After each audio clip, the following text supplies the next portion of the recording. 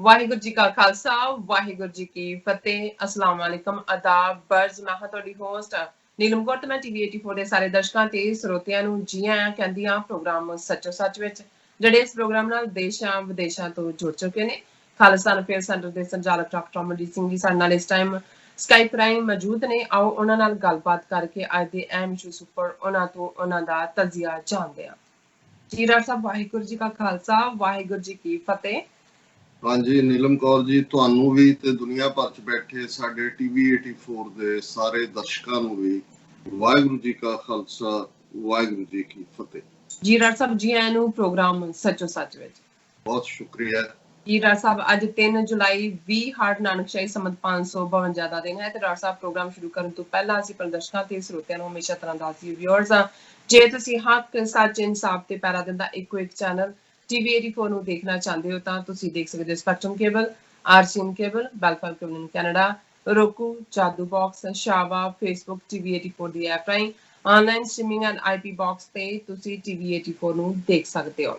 Viewers, ਜੇ ਤੁਸੀਂ TV 84 ਨਾਲ ਜਾਂ ਪ੍ਰੋਗਰਾਮ ਸੱਚੋ ਸੱਚ ਨਾਲ ਫੇਸਬੁੱਕ ਰਾਹੀਂ ਜੁੜੇ ਹੋ ਤਾਂ ਇਸ ਨੂੰ ਵੱਧ ਤੋਂ ਵੱਧ ਲਾਈਕ ਕਰੋ ਤੇ ਸ਼ੇਅਰ ਕਰੋ ਅਤੇ ਨਾਲ ਹੀ YouTube ਤੇ ਸਬਸਕ੍ਰਾਈਬ ਵੀ ਕਰੋ। ਇਹ ਵੀ ਦੱਸ ਦਈਏ ਕਿ ਤੁਸੀਂ ਟੀਵੀ 84 ਦੀ ਐਪ ਨੂੰ ਐਂਡਰੋਇਡ ਐਂਡ ਐਪ ਸਟੋਰ ਤੇ ਡਾਊਨਲੋਡ ਕਰਕੇ ਜੋ ਟੀਵੀ 84 ਦੀ ਲਾਈਵ ਸਟ੍ਰੀਮ ਹੈ ਉਸ ਨੂੰ ਤੁਸੀਂ 24 ਆਵਰਸ ਦੇਖ ਸਕਦੇ ਹੋ। ਵਿਊਅਰਸ, ਹੁਣ ਅਸੀਂ ਆਪਣੇ ਪ੍ਰੋਗਰਾਮ ਦੀ ਸ਼ੁਰੂਆਤ ਕਰਨ ਜਾ ਰਹੇ ਹਾਂ। ਪ੍ਰੋਗਰਾਮ ਦੇ ਸ਼ੁਰੂ ਵਿੱਚ ਅਸੀਂ ਜੋ ਆਪਣਾ ਪ੍ਰੋਗਰਾਮ ਸ਼ੁਰੂ ਕਰ ਰਹੇ ਹਾਂ, ਸੋ ਜਿਹੜੀ ਖਬਰ ਆਪਾਂ ਤੁਹਾਡੇ ਨਾਲ ਸ਼ੇਅਰ ਕਰਨ ਜਾ ਰਹੇ ਹਾਂ ਉਹ ਬੜੇ ਹੀ ਦੁਖੀ ਦਿਲ ਦੇ ਨਾਲ ਕਰਨ ਜਾ ਰਹੇ ਹਾਂ ਕਿ ਪਾਕਿਸਤਾਨ ਵਿੱਚ ਜੋ ਹੋਈ ਇੱਕ ਵੈਨ ਤੇ ਟ੍ਰੇਨ ਦੀ ਜੋ ਟੱਕਰ ਵਿੱਚ 20 ਵਿਅਕਤੀ ਮਾਰੇ ਗਏ, ਜਿਨ੍ਹਾਂ ਵਿੱਚ 18 ਸਿੱਖ ਯਾਤਰੂ ਅਤੇ ਇੱਕ ਵੈਨ ਦਾ ਮੁਸਲਮਾਨ ਡਰਾਈਵਰ ਤੇ ਉਸ ਦਾ ਸਹਾਇਕ ਵੀਰ ਜੋ ਸ਼ਾਮਲ ਹਨ। ਸੋ ਇਹ ਸਿੱਖ ਯਾਤਰੂ ਪਸ਼ਾਵਰ ਦੇ ਰਹਿਣ ਵਾਲੇ ਸਨ ਅਤੇ ਨਨਕਾਣਾ ਸਾਹਿਬ ਦੇ ਦਰਸ਼ਨ ਕਰਕੇ ਗੁਰਦੁਆਰਾ ਸੱਚਾ ਸੌਦਾ ਸ਼ੇਖੂਪੁਰਾ ਵੱਲ ਜਾ ਰਹੇ ਸਨ। ਅਸੀਂ ਦੁਖੀ ਪਰਿਵਾਰਾਂ ਨਾਲ ਡੂੰਗੀ ਹਮਦਰਦੀ ਦਾ ਇਜ਼ਹਾਰ ਕਰਦਿਆਂ ਅੱਜ ਦਾ ਇਹ ਜੋ ਆਪਣਾ ਪ੍ਰੋਗਰਾਮ ਹੈ ਉਹ ਉਹਨਾਂ ਨੂੰ ਸਮਰਪਿਤ ਕਰਦੇ ਹਾਂ। ਸੋ ਵਿਊਅਰਸ, ਜਿਸ ਤਰ੍ਹਾਂ ਕਿ ਕਿਹਾ ਜਾਂਦਾ ਹੈ ਔਰ ਗੁਰਬਾਣੀ ਦੇ ਵਿੱਚ ਵੀ ਹੈ, ਸੋ ਇਹ ਕਿਹਾ ਜਾਂਦਾ ਹੈ ਕਿ ਜਿਉਣਾ ਝੂਠ ਹੈ ਔਰ ਮਰਨਾ ਸੱਚ ਹੈ। ਜੋ ਜਿਸ ਤਰ੍ਹਾਂ ਕਿ ਅਸੀਂ ਇਸ ਦੁਨੀਆ ਦੇ ਵਿੱਚ ਆਏ ਹਾਂ, ਆਪਾਂ ਸਭ ਨੇ ਜਾਣਾ ਹੈ। ਸੋ ਸਾਨੂੰ ਰੱਬ ਦੀ ਯਾਦ ਵਿੱਚ ਆਪਣਾ ਜੋ ਜੀਵਨ ਹੈ ਉਹ ਗੁਜ਼ਾਰਨਾ ਚਾਹੀਦਾ ਹੈ। ਸੋ ਜਿਸ ਤਰ੍ਹਾਂ ਕਿ ਜ਼ਿੰਦਗੀ ਦਾ ਜੋ ਇਸ ਦੁਨੀਆ ਵਿੱਚ ਆਉਣਾ ਤਾਂ ਹੀ ਸਫਲ ਹੋਵੇਗਾ ਜੇ ਆਪਾਂ ਰੱਬ ਦੀ ਯਾਦ ਵਿੱਚ ਰਵਾਂਗੇ, ਰੱਬ ਦੀ ਯਾਦ ਵਿੱਚ ਜੁੜੇ ਰਵਾਂਗੇ। ਸੋ ਇਸ ਸੰਬੰਧੀ ਬਾਬਾ ਫਰੀਦ ਗੰਜ ਸ਼ੱਕਰ ਹੋਰਾਂ ਦੀ ਜੋ ਰੂਹਾਨੀ ਕਲਾਮ ਦਾ ਵਿਚਾਰ ਹੈ ਅਸੀਂ ਅੱਜ ਦੇ ਇਸ ਸੈਗਮੈਂਟ ਦੇ ਵਿੱਚ ਸ਼ਰਧਾਂਜਲੀ ਦੇ ਤੌਰ ਤੇ ਕਰਾਂਗੇ। ਸੋ ਦੂਸਰੇ ਸੈਗਮੈਂਟ ਦੇ ਵਿੱਚ ਆਪਾਂ ਗੱਲਬਾਤ ਕਰਾਂਗੇ ਭਾਰਤ ਦੇ ਝੂਠ ਅਤੇ ਝੂਠਿਆਂ ਦੇ ਬਾਦਸ਼ਾਹ ਨਰਿੰਦਰ ਮੋਦੀ ਅਚਾਨਕ ਚੋਰਾਂ ਵਾਂਗ ਲਦਾਖ ਪਹੁੰਚੇ ਅਤੇ ਭਾਰਤੀਆਂ ਦੇ ਦਿਲਾਂ ਨੂੰ ਬਹਿਲਾਣ ਤੇ ਫਰਮਾਨ ਵਾਲੀਆਂ ਗੱਲਾਂ ਉੱਚੀ ਉੱਚੀ ਕੀਤੀਆਂ। ਅਸੀਂ ਮੋਦੀ ਦੇ ਇਸ ਭਾਸ਼ਣ ਦੀ ਚੀਰਫਾੜ ਕਰਾਂਗੇ। ਸੋ ਚੀਰਫਾੜ ਦਾ ਜੋ ਚਾਕੂ ਹੈ ਅਸੀਂ ਡਾਕਟਰ ਸਾਹਿਬ ਨੂੰ ਫੜਾਵਾਂਗੇ। ਸੋ ਤੀਸਰੇ ਸੈਗਮੈਂਟ ਦੇ ਵਿੱਚ ਆਪਾਂ ਗੱਲਬਾਤ ਕਰਾਂਗੇ ਕਿ ਪਾਕਿਸਤਾਨ ਦੇ ਪ੍ਰਧਾਨ ਮੰਤਰੀ ਇਮਰਾਨ ਖਾਨ ਨੇ ਉੱਚੀ ਪੱਧਰੀ ਸਿਕਿਉਰਿਟੀ ਮੀਟਿੰਗ ਕੀਤੀ, ਜਿਸ ਵਿੱਚ ਜ਼ਮੀਨੀ ਫੌਜ, ਹਵਾਈ ਫੌਜ ਤੇ ਨੇਵਲ ਫੌਜ ਦੇ ਮੁਖੀਆਂ ਸਮੇਤ chief of army staff general Bajwa ਵੀ ਸ਼ਾਮਲ ਹੋਏ ਕਿ ਇੱਕੋ ਵੇਲੇ ਅਮਰੀਕਾ ਤੇ ਚੀਨ ਦੀ ਭਾਰਤ ਨਾਲ ਜੰਗ ਛਿੜ ਸਕਦੀ ਹੈ। ਸੋ ਚੌਥੇ ਸੈਗਮੈਂਟ ਦੇ ਵਿੱਚ ਆਪਾਂ ਗੱਲਬਾਤ ਕਰਾਂਗੇ ਕਿ ਅੱਜ ਦੇ ਕਰੋਨਾ ਦੌਰ ਦੇ ਦੌਰਾਨ ਜਦੋਂ ਕਿ ਸਿੱਖ ਧਰਮ ਦੀ ਪਹਿਚਾਣ ਇੱਕ ਇਨਸਾਨੀਅਤ ਦੀ ਸੇਵਾ ਕਰਨ ਵਾਲੇ ਧਰਮ ਵਜੋਂ ਉਭਰੀ, ਅਚਾਨਕ ਖਾਲਿਸਤਾਨ ਦੇ ਮੁੱਦੇ ਦੀ ਆੜ ਵਿੱਚ ਭਾਰਤ ਸਰਕਾਰ ਨੇ ਸਿੱਖ ਨੌਜਵਾਨਾਂ ਦੀ ਜੋ ਫੜੋਫੜੀ ਅਤੇ ਝੂਠੇ ਕੇਸਾਂ ਵਿੱਚ ਫਸਾਣ ਦਾ ਜੋ ਸਿਲਸਿਲਾ ਹੈ ਉਹ ਸ਼ੁਰੂ ਕਰ ਦਿੱਤਾ ਹੈ। ਕੀ ਇਸ ਨਾਲ ਸਿੱਖ ਕੌਮ ਦੀ ਜੋ ਖਾਲਿਸਤਾਨ ਦੀ ਮੰਗ ਦਬਾਈ ਜਾ ਸਕੇਗੀ ਜਾਂ ਇਹ ਹੋਰ ਜ਼ੋਰ ਨਾਲ ਉੱਭਰ ਕੇ ਸਾਹਮਣੇ ਆਏਗੀ? ਇਹਨਾਂ ਸਾਰੇ ਮੁੱਦਿਆਂ ਤੇ ਵਿਚਾਰ ਚਰਚਾ ਹੋਏਗੀ। ਸੋ ਅਸੀਂ ਚਾਹਾਂਗੇ ਕਿ ਤੁਸੀਂ ਸਾਡੇ ਨਾਲ ਇਸੇ ਤਰ੍ਹਾਂ ਹੀ ਬਣੇ ਰਹਿਣਾ। ਦੇਖਣ ਸੁਣਨ ਲਈ ਤੁਹਾਡਾ ਸਭ ਦਾ ਬਹੁਤ ਬਹੁਤ ਸ਼ੁਕਰੀਆ। ਡਾਕਟਰ ਸਾਹਿਬ ਨਾਲ ਵਿਚਾਰ ਚਰਚਾ ਕਰਦੇ ਹਾਂ, ਵਿਚਾਰਾਂ ਦੀ ਸਾਂਝ ਪਾਉਂਦੇ ਹਾਂ ਤੁਹਾਡੇ ਨਾਲ। ਜੀ ਡਾਕਟਰ ਸਾਹਿਬ, ਕੀ ਕਹਿਣਾ ਚਾਹੋਗੇ ਇਹਨਾਂ ਸਾਰੇ ਮੁੱਦਿਆਂ ਤੇ? ਦੇਖੋ, ਅੱਜ ਸਾਡਾ ਪਹਿਲਾ ਸੈਗਮੈਂਟ ਸਿਆਸੀ ਵਿਚਾਰ ਦੀ ਥਾਂ ਤੇ ਜਿਹੜੀ ਜ਼ਿੰਦਗੀ ਦੀ ਹਕੀਕਤ ਹੈ, ਜਿਸ ਨੂੰ ਸਿਰਫ ਤੇ ਸਿਰਫ ਰੂਹਾਨੀ ਸ਼ੀਸ਼ੇ ਤੋਂ ਹੀ ਦੇਖਿਆ ਜਾ ਸਕਦਾ ਹੈ, ਜਾਂ ਰੂਹਾਨੀਅਤ ਦੇ ਰਸਤੇ ਤੇ ਤੁਰੇ ਹੋਏ ਜਿਹੜੇ ਗੁਰੂ ਪੀਰ ਪੈਗੰਬਰ ਨੇ, ਜਿਹੜਾ ਉਹਨਾਂ ਨੇ ਸਾਨੂੰ ਰਾਹ ਦੱਸਿਆ, ਅਸੀਂ ਉਸ ਦੀ ਰੋਸ਼ਨੀ ਵਿੱਚ ਹੀ ਦੇਖ ਸਕਦੇ ਹਾਂ। ਔਰ ਉਸ ਦੇ ਨਾਲ ਹੀ ਜਿਹੜਾ ਜੁੜਿਆ ਹੋਇਆ ਇਸ ਐਕਸੀਡੈਂਟ ਦਾ ਘਟਨਾਕ੍ਰਮ ਜਿਸ ਦਾ ਤੁਸੀਂ ਮੈਂਸ਼ਨ ਕੀਤਾ ਹੈ, ਉਸ ਨੂੰ ਦੇਖਾਂਗੇ। ਕੱਲ ਵੀਰ ਹਰਦਿਆਲ ਸਿੰਘ ਮਿਲਣ ਆਏ ਨਿਊ ਜਰਸੀ ਤੋਂ, ਅਸੀਂ ਇੱਕ ਮੀਟਿੰਗ 'ਚ ਸ਼ਾਮਲ ਹੋਏ ਤੇ ਰਾਹ ਦੇ ਵਿੱਚ ਉਹਨਾਂ ਨੇ ਗੱਲ ਕੀਤੀ ਆਪਣੇ ਕਿਸੇ ਕਰੀਬੀ ਰਿਸ਼ਤੇਦਾਰ ਦੀ ਜਿਹੜੇ ਕਿ ਬ੍ਰੇਨ ਕੈਂਸਰ ਦੇ ਨਾਲ ਸਫਰ ਕਰ ਰਹੇ ਨੇ, ਯੰਗ ਮੈਨ। ਔਰ ਉਹਨਾਂ ਨੇ ਕਿਹਾ ਕਿ ਵੀ ਇਹ ਜਿਹੜਾ ਜ਼ਿੰਦਗੀ ਦਾ ਔਰ ਇੱਥੋਂ ਤੁਰ ਜਾਣ ਦਾ ਸਿਲਸਿਲਾ ਇਹ ਕੀ ਹੈ, ਕਈ ਵਾਰ ਕੋਈ ਸਮਝ ਨਹੀਂ ਲੱਗਦੀ ਹੈ ਕਿ ਕਿਹਨੂੰ ਕਿਵੇਂ ਕੀ ਹੋ ਜਾਂਦਾ ਹੈ। ਔਰ ਜਿਹੜੇ ਸਾਡੇ ਨਾਲ ਹੱਸਦੇ ਵਸਦੇ ਔਰ ਬਿਲਕੁਲ ਈਵਨ ਛੋਟੀ ਉਮਰ ਦੇ ਹੁੰਦੇ ਨੇ, ਉਹ ਕਿਵੇਂ ਸਫਰਿੰਗ 'ਚ ਚਲੇ ਜਾਂਦੇ ਨੇ।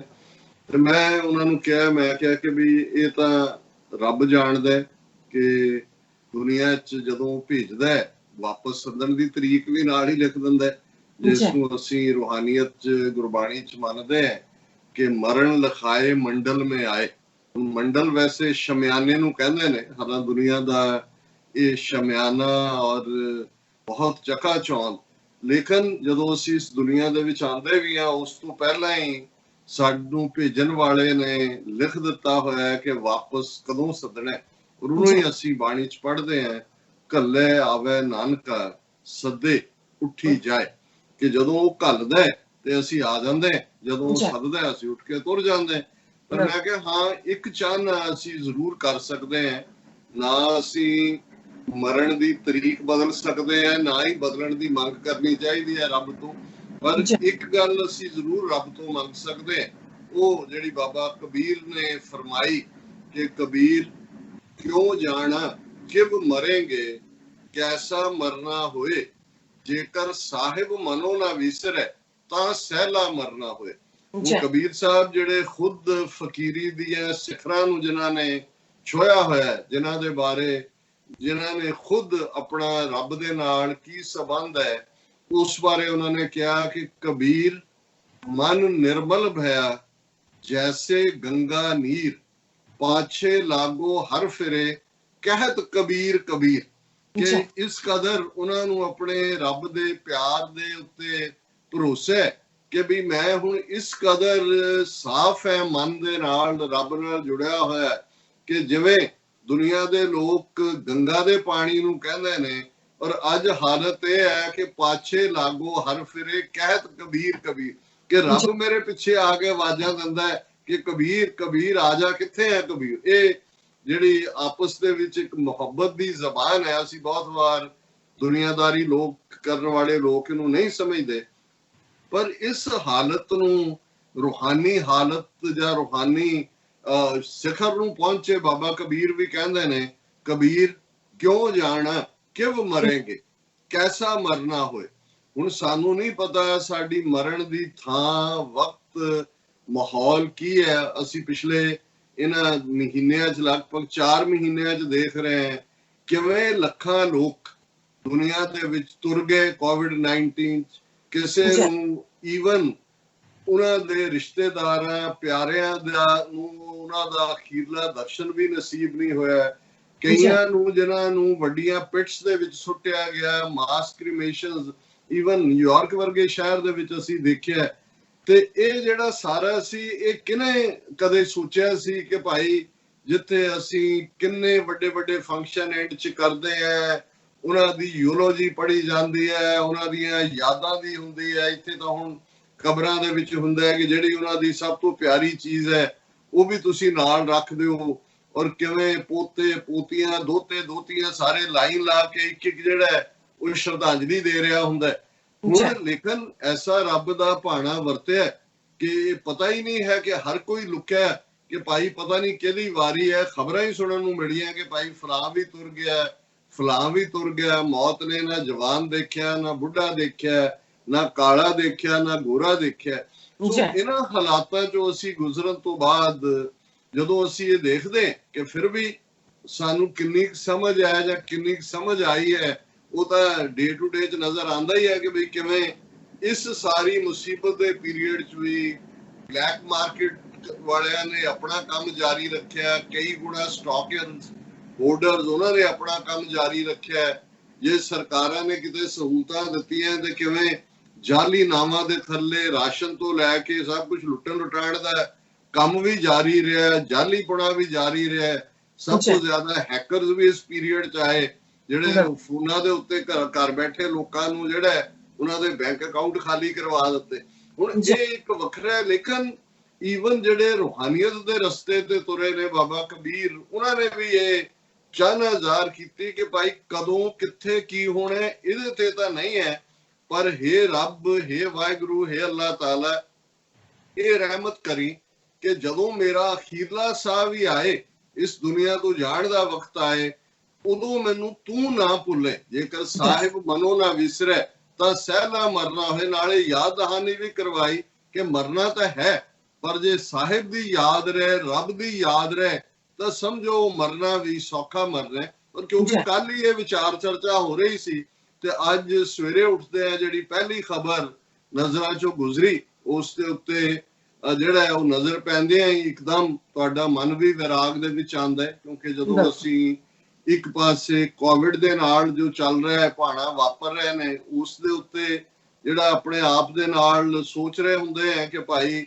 ਕਿਵੇਂ ਕਿੰਨੇ ਅੱਧ ਖਿੜੇ ਫੁੱਲ, ਕਿੰਨੀਆਂ ਕਲੀਆਂ ਈਵਨ ਜਿਨ੍ਹਾਂ ਨੂੰ ਅਜੇ ਜੀਵਨ ਦੇ ਵਿੱਚ ਬਲੂਮ ਕਰਨ ਦਾ ਮੌਕਾ ਵੀ ਨਹੀਂ ਮਿਲਿਆ, ਉਹ ਤੁਰੇ ਜਾ ਰਹੇ ਨੇ।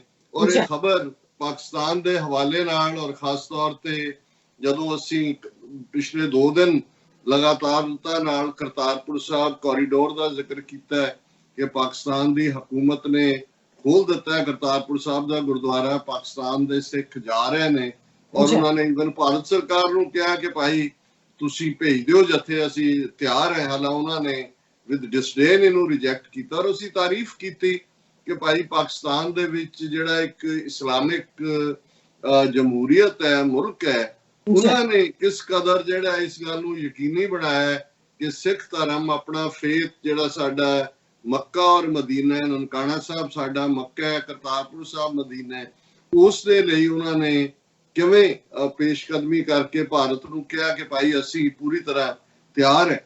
ਔਰ ਜਿਹੜੀ ਖਬਰ ਇਸ ਵੇਲੇ ਸਾਰੇ ਪਾਸੇ ਸਿੱਖ ਜਗਤ ਦੇ ਵਿੱਚ ਵੀ ਔਰ ਸਾਡੀ ਪਾਕਿਸਤਾਨੀ ਕਮਿਊਨਿਟੀ ਚ ਵੀ ਇਸ ਦੇ ਨਾਲ ਇੱਕ ਸ਼ੋਕ ਦੀ ਲਹਿਰ ਹੈ, ਅਫਸੋਸ ਦਾ ਮਾਹੌਲ ਹੈ, ਉਹ ਇਹ ਕਿ 30 ਦੇ ਲਗਭਗ ਸਿੱਖ ਪਰਿਵਾਰਾਂ ਦੇ ਜੀ ਜਿਹੜੇ ਕਿ ਪਿਸ਼ਾਵਰ ਦੇ ਵਿੱਚ ਰਹਿੰਦੇ ਨੇ, ਉਹ ਨਨਕਾਣਾ ਸਾਹਿਬ ਦੇ ਦਰਸ਼ਨਾਂ ਦੇ ਲਈ ਆਏ। ਔਰ ਜ਼ਾਹਰ ਹੈ ਉਹਨਾਂ ਦੇ ਪਰਿਵਾਰਕ ਕੋਈ ਜਿਹੜਾ ਸ਼ੋਕ ਸਮਾਗਮ ਵੀ ਸੀ, ਔਰ ਉੱਥੋਂ ਉਹ ਦਰਸ਼ਨ ਕਰਕੇ ਰੁਕ ਕੇ ਨਨਕਾਣਾ ਸਾਹਿਬ ਜਿੰਨਾ ਵੀ ਵਕਤ ਉਹਨਾਂ ਨੇ ਗੁਜ਼ਾਰਿਆ, ਉਹਨਾਂ ਨੇ ਵਾਪਸ ਪਿਸ਼ਾਵਰ ਜਾਣਾ ਸੀ। ਔਰ ਉਹਨਾਂ ਨੇ ਇਹ ਵਿਚਾਰ ਕੀਤਾ ਕਿ ਬਈ ਰਾਹ ਦੇ ਵਿੱਚ ਜਿਹੜਾ ਸ਼ੇਖੂਪੁਰੇ ਦੇ ਵਿੱਚ ਇੱਕ ਵੱਡਾ ਇਤਿਹਾਸਕ ਗੁਰਦੁਆਰਾ ਹੈ, ਗੁਰਦੁਆਰਾ ਸੱਚਾ ਸੌਦਾ, ਔਰ ਸਾਡੇ ਪਾਕਿਸਤਾਨੀ ਵੀਰ ਭੈਣ ਵੀ ਸ਼ਾਇਦ ਕਾਫੀ ਹੁਣ ਜਾਣਦੇ ਨੇ ਕਿ ਇਹਨਾਂ ਗੁਰਦੁਆਰਿਆਂ ਨਾਲ ਜੁੜਿਆ ਇਤਿਹਾਸ। ਸਾਡੇ ਤਾਂ ਇਤਿਹਾਸ ਦੇ ਜਿਹੜੇ ਬਹੁਤ ਚੀਦਾ ਵਾਕਿਆ ਜਿਹੜਾ ਹਰ ਇੱਕ ਨੂੰ ਪਤਾ ਹੁੰਦਾ ਹੈ, ਉਹਨਾਂ ਦੇ ਵਿੱਚ ਸੱਚਾ ਸੌਦਾ ਨਾਲ ਜੁੜਿਆ ਇਤਿਹਾਸ ਵੀ ਹੈ ਕਿ ਕਿਵੇਂ ਗੁਰੂ ਨਾਨਕ ਸਾਹਿਬ ਨੂੰ ਉਹਨਾਂ ਦੇ ਪਿਤਾ ਜੀ ਨੇ 20 ਰੁਪਏ ਦੇ ਕੇ ਭੇਜਿਆ ਸੀ ਉਦੋਂ, ਕਿਉਂਕਿ ਸੱਚਾ ਸੌਦਾ ਉੱਥੇ ਹੀ ਮੰਡੀ ਚੂੜਕਾਨਾ ਹੈ ਜਿਹੜੀ ਅੱਜ ਤੋਂ 500 ਸਾਲ ਪਹਿਲਾਂ ਵੀ ਵੱਡੀ ਮੰਡੀ ਸੀ, ਔਰ ਉਹਨਾਂ ਨੇ ਭੇਜਿਆ ਕਿ ਤੁਸੀਂ ਜਿਹੜਾ ਹੋਰ ਤਾਂ ਆਪਣੇ ਰੱਬ ਦੀ ਯਾਦ ਵੱਲ ਤੁਰੇ ਹੋਏ ਹੋ, ਲੱਗੇ ਰਹਿੰਦੇ ਹੋ, ਪਰ ਕੋਈ ਨਾ ਕੋਈ ਤੁਸੀਂ ਕੱਲ ਨੂੰ ਤੁਹਾਡਾ ਵਿਆਹ ਵੀ ਹੋਣਾ ਹੈ, ਦੁਨੀਆਦਾਰੀ ਵੀ ਕਰਨੀ ਜ਼ਰੂਰੀ ਹੈ, ਤੇ ਕੋਈ ਕੰਮਕਾਰ ਕੋਈ ਵਪਾਰ ਕਰੋ। ਉਹਨਾਂ ਨੇ ਕਿਹਾ ਜੀ ਵੀ ਲੈ ਲੈ 20 ਰੁਪਏ ਨਾਲ, ਸਾਥੀ ਵੀ ਭਾਈ ਬਾਲਾ ਉਹਨਾਂ ਦੇ ਤੁਰ ਪੈਂਦੇ ਨੇ, ਔਰ ਉਹ ਕਹਿੰਦੇ ਨੇ ਕਿ ਭਾਈ ਖਰਾ ਸੌਦਾ ਖਰੀਦਿਓ, ਵੀ ਚੰਗਾ ਚੀਜ਼ ਸਾਫ਼ ਸੁਥਰਾ, ਤਾਂ ਕਿ ਤੁਸੀਂ ਆਪਣਾ ਜਿਹੜਾ ਉਹਨੂੰ ਵਪਾਰ ਕਰ ਸਕੋ। ਔਰ ਜਿਵੇਂ ਸਾਡਾ ਨੈਰੇਟਿਵ ਹੈ ਇਤਿਹਾਸ ਦਾ ਕਿ ਹੁਣ ਨਨਕਾਣਾ ਸਾਹਿਬ ਤੋਂ ਮੰਡੀ ਚੂੜਕਾਣਾ ਤੱਕ ਦਾ ਜਿਹੜਾ ਰਸਤਾ ਜਿੰਨੇ ਕਿ ਵੀ ਕੋਹ ਦਾ ਸੀ ਉਦੋਂ, ਉਹ ਕਾਫੀ ਡੈਂਸ ਜੰਗਲ ਵੀ ਰਾਹ 'ਚ ਪੈਂਦਾ ਸੀ। ਔਰ ਦੂਸਰਾ, ਔਰ ਗੁਜ਼ਰ ਰਹੇ ਨੇ ਮੰਡੀ ਪਹੁੰਚਣ ਤੋਂ ਪਹਿਲਾਂ ਹੀ ਜਿਹੜਾ ਜੰਗਲ ਹੈ ਉਸ 'ਚੋਂ ਦੇਖਦੇ ਨੇ ਕਿ ਵੱਡੀ ਗਿਣਤੀ ਦੇ ਵਿੱਚ, ਸੈਂਕੜਿਆਂ ਦੀ ਗਿਣਤੀ 'ਚ ਫਕੀਰਾਂ ਦਾ ਇੱਕ ਟੋਲਾ ਬੈਠਾ ਹੈ, ਕੋਈ ਬੰਦਗੀ ਕਰ ਰਿਹਾ, ਕੋਈ ਸੁੱਤਾ ਹੈ, ਕੋਈ ਥੱਕਿਆ ਹੈ।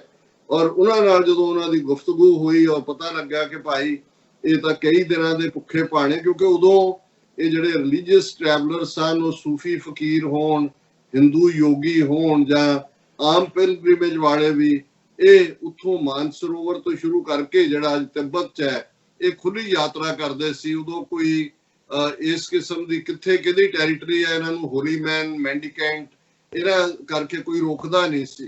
ਪਰ ਗੁਰੂ ਸਾਹਿਬ ਨੂੰ ਪਤਾ ਲੱਗਾ ਕਿ ਭਾਈ ਇਹ ਤਾਂ ਕਈ ਦਿਨਾਂ ਦੇ ਭੁੱਖੇ ਭਾਣੇ ਨੇ। ਉਹਨਾਂ ਨੇ ਆਪਣੇ ਸਾਥੀ ਭਾਈ ਬਾਲੇ ਨੂੰ, ਜਿਹੜਾ ਅਸਿਸਟੈਂਟ ਸੀ ਉਹਨਾਂ ਦੇ ਨਾਲ ਭੇਜਿਆ ਕਿ ਭਾਈ ਕਰਨਾ। ਉਹਨਾਂ ਨੂੰ ਕਿਹਾ, ਉਹਨਾਂ ਨੇ ਕਿਹਾ ਵੀ ਸਾਡੇ ਪਿਤਾ ਜੀ ਨੇ ਤਾਂ ਇਹੀ ਕਿਹਾ ਸੀ ਕਿ ਖਰਾ ਸੌਦਾ ਕਰਨਾ।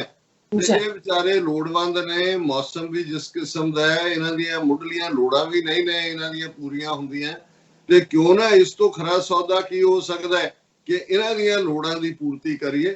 ਸੋ ਉਹਨਾਂ ਨੇ ਮੰਡੀ ਚੋਂ ਜਾ ਕੇ ਅਨਾਜ ਵੀ ਖਰੀਦਿਆ, ਲੋੜੀਂਦੀਆਂ ਚੀਜ਼ਾਂ, ਕੱਪੜੇ ਔਰ ਜੋ ਵੀ ਸੀ ਉਹਨਾਂ ਨੇ ਉਹ ਸਾਰੇ ਖਰਚ ਕੇ ਔਰ ਉਹਨਾਂ ਦੀ ਜਿਹੜੀ ਹੈ ਆ ਕੇ ਉਹਨਾਂ ਦੀ ਖਿਦਮਤ ਸੇਵਾ ਕੀਤੀ ਔਰ ਵਾਪਸ ਆਏ।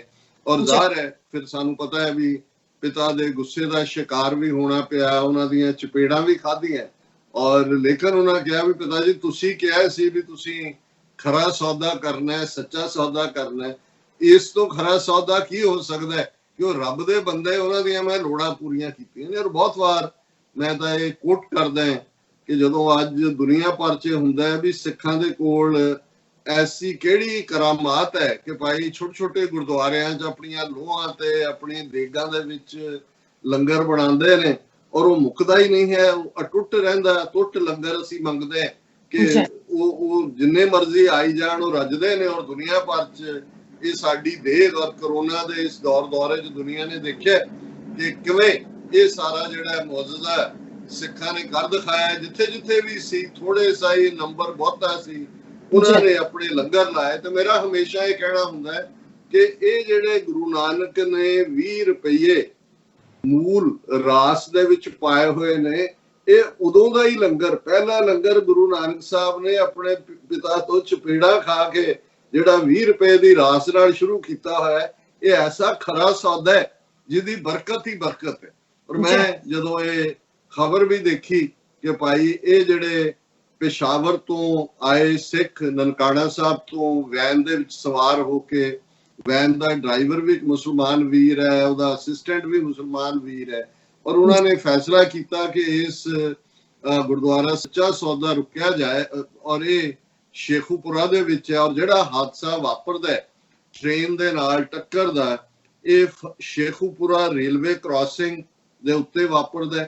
ਔਰ ਇੱਕ ਟ੍ਰੇਨ, ਫਾਸਟ ਮੂਵਿੰਗ ਟ੍ਰੇਨ ਜਿਹੜੀ ਕਰਾਚੀ ਤੋਂ ਆ ਰਹੀ ਹੈ, ਸ਼ਾਹ ਹੁਸੈਨ ਐਕਸਪ੍ਰੈਸ ਉਹਦਾ ਨਾਂ ਹੈ, ਉਹ ਵੈਨ ਦੇ ਵਿੱਚ ਵੱਜਦੀ ਹੈ। ਜ਼ਾਹਰ ਹੈ ਅਸੀਂ ਉਸ ਖਿੱਤੇ ਦੇ ਵਿੱਚ ਦੇਖਿਆ ਕਈ ਵਾਰੀ ਰੇਲਵੇ ਕ੍ਰਾਸਿੰਗ ਵਾਲਾ ਹੀ ਸੁੱਤਾ ਹੁੰਦਾ ਹੈ, ਕਈ ਵਾਰ ਟਾਈਮ ਟ੍ਰੇਨ ਜਿਹੜੀ ਹੈ ਜੇ ਲੇਟ ਹੈ ਤੇ ਉਹ ਬੰਦ ਕਰਨਾ ਭੁੱਲ ਗਿਆ। ਕੀ ਵਾਪਰਿਆ ਉਹ ਤਾਂ ਆਲਰੇਡੀ ਰੇਲਵੇ ਮਿਨਿਸਟਰੀ ਨੇ ਸਪੈਸ਼ਲ ਜਿਹੜੀ ਹੈ ਇਨਕੁਆਇਰੀ ਦੇ ਤੇ ਆਰਡਰ ਕੀਤੀ ਹੈ। ਕਈ ਵਾਰੀ ਈਵਨ ਜਿਹੜੇ ਸਾਡੇ ਡਰਾਈਵਰਸ ਨੇ ਉਹਨਾਂ ਨੂੰ ਵੀ ਕਾਹਲੀ ਹੁੰਦੀ ਹੈ ਪਹੁੰਚਣ ਦੀ, ਆ ਵੀ ਰਹੀ ਹੋਏ ਉਹਨਾਂ ਨੂੰ ਲੱਗਦਾ ਹੁੰਦਾ ਵੀ ਉਹਨਾਂ ਨੇ ਕੱਢ ਲੈਣਾ, ਔਰ ਉੱਥੇ ਆ ਕੇ ਕੋਈ ਸਲੋ ਡਾਊਨ ਹੋ ਜਾਂਦਾ ਹੈ ਜਾਂ ਕੋਈ ਨੁਕਸ ਪੈ ਜਾਂਦਾ ਹੈ, ਔਰ ਉਹ ਜਿਹੜੀ ਹੈ ਡਾਇਰੈਕਟ ਹਿੱਟ ਹੁੰਦੀ ਹੈ। ਔਰ ਇਸ ਹਾਦਸੇ ਦੇ ਵਿੱਚ ਜਿਹੜੀਆਂ ਲੇਟੈਸਟ ਖਬਰਾਂ ਨੇ, ਕਿਉਂਕਿ 30 ਦੇ ਕਰੀਬ ਉਹਦੇ ਚ ਸਿੱਖ ਪਿਲਗ੍ਰਿਮ ਸਨ, 20 ਜਿਹੜੇ ਨੇ ਉਹਨਾਂ ਦੀ ਡੈਥ ਹੋਈ ਹੈ, ਜਿਨ੍ਹਾਂ ਚ 2 ਜਿਵੇਂ ਮੈਂ ਕਿਹਾ ਕਿ ਵੈਨ ਦੇ ਡਰਾਈਵਰ ਔਰ ਅਸਿਸਟੈਂਟ ਡਰਾਈਵਰ ਨੇ, ਔਰ 8 ਜ਼ਖਮੀ ਨੇ ਜਿਨ੍ਹਾਂ ਨੂੰ ਸ਼ੇਖੂਪੁਰਾ ਹਸਪਤਾਲ ਦੇ ਵਿੱਚ ਦਾਖਲ ਕਰਵਾਇਆ ਗਿਆ। ਔਰ ਇਹ ਹਾਦਸਾ ਦੁਪਹਿਰੇ 1:30 ਵਜੇ ਹੁੰਦਾ ਹੈ, ਫਾਰੂਖਾਬਾਦ ਦੇ ਨੇੜੇ ਵਾਪਰਦਾ ਹੈ। ਔਰ ਇਹ ਸਾਰੇ ਦੇ ਉੱਤੇ ਜਿਹੜਾ ਹੈ ਉਹਨਾਂ ਨੇ ਪ੍ਰਾਈਮ ਮਿਨਿਸਟਰ ਇਮਰਾਨ ਖਾਨ ਉਹਨਾਂ ਨੇ 2 ਟਵੀਟ ਇਸ ਦੇ ਉੱਤੇ ਖਾਸ ਤੌਰ ਤੇ ਕੀਤੇ ਨੇ, ਅਫਸੋਸ ਦਾ ਇਜ਼ਹਾਰ ਕਰਦੇ ਹਨ। ਵੈਸੇ ਭਾਰਤ ਦੇ ਵਿੱਚ ਵੀ ਮੋਦੀ ਨੇ, ਚੀਫ ਮਿਨਿਸਟਰ ਅਮਰਿੰਦਰ ਨੇ, ਦੂਜਿਆਂ ਨੇ ਵੀ ਕੀਤਾ।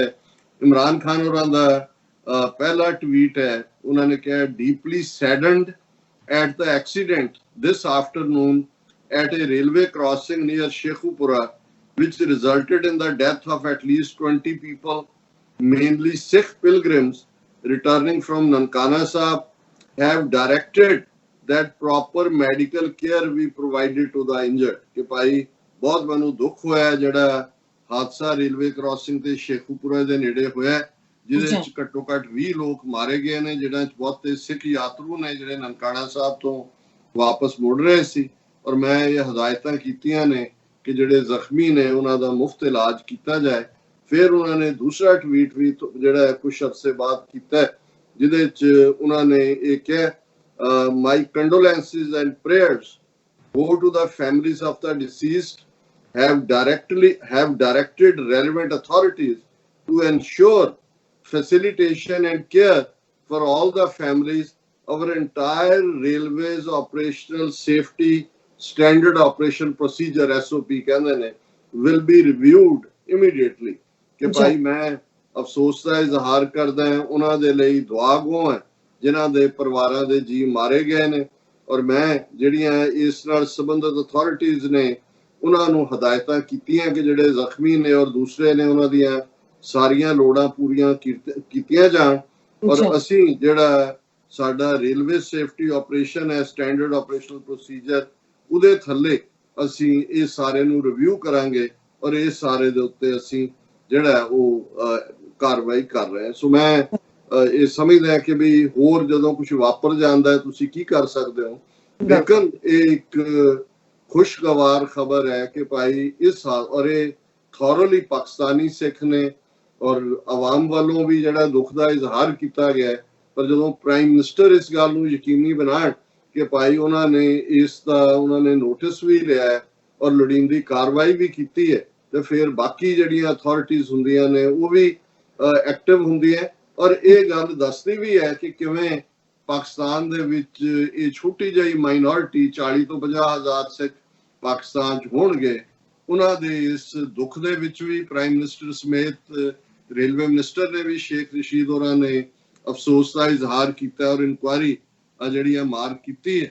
ਔਰ ਅੱਜ ਕਿਉਂਕਿ ਇਹ ਇੱਕ ਬੜਾ ਭਾਵਕ ਜਿਹਾ ਮੁੱਦਾ ਸੀ ਔਰ ਅਸੀਂ ਜਿਹੜਾ ਸਾਡਾ ਲਾਸਟ ਸੈਗਮੈਂਟ ਹੁੰਦਾ ਹੈ ਜਿਹਦੇ ਚ ਕਿ ਅਸੀਂ ਰੂਹਾਨੀਅਤ ਦੀ ਵਿਚਾਰ ਕਰਦੇ ਹਾਂ, ਅੱਜ ਮੈਨੂੰ ਲੱਗਾ ਕਿ ਵੀ ਇਹ ਪ੍ਰੋਗਰਾਮ ਵੀ ਅਸੀਂ ਜਿਨ੍ਹਾਂ ਨੇ ਜਦੋਂ ਅਸੀਂ ਠੀਕ ਸਾਹਿਬ ਮਨੋ ਨਾ ਵਿਸਰੇ ਦੀ ਗੱਲ ਕਰਦੇ ਹਾਂ ਤੇ ਕਿੱਥੋਂ ਤੁਰੇ ਪਿਸ਼ਾਵਰ ਤੋਂ ਨਨਕਾਣਾ ਸਾਹਿਬ ਦੀ ਮੁਕੱਦਸ ਧਰਤੀ ਦੇ ਉੱਤੇ ਉਹਨਾਂ ਨੇ ਮੁਕਾਮ ਕੀਤਾ, ਰੁਕੇ, ਉਸ ਮਿੱਟੀ ਨੂੰ ਆਪਣੇ ਮੱਥੇ ਨੂੰ ਲਾਇਆ ਔਰ ਫਿਰ ਉਸੇ ਹੀ ਜਿਹੜਾ ਗੁਰੂ ਨਾਨਕ ਸਾਹਿਬ ਦੀ ਯਾਦ 'ਚ ਜੋ ਵਿਚਾਰ ਲੈ ਕੇ, ਜੋ ਥਾਟ ਲੈ ਕੇ, ਜਿਵੇਂ ਮਨ ਦੇ ਅੰਦਰ ਸੰਕਲਪ ਲੈ ਕੇ ਉਹ ਤੁਰੇ, ਔਰ ਇਸ ਦੌਰਾਨ ਉਹਨਾਂ ਦੀ ਇਸ ਦੁਨਿਆਵੀ ਯਾਤਰਾ ਦਾ ਅੰਤ ਹੋਇਆ।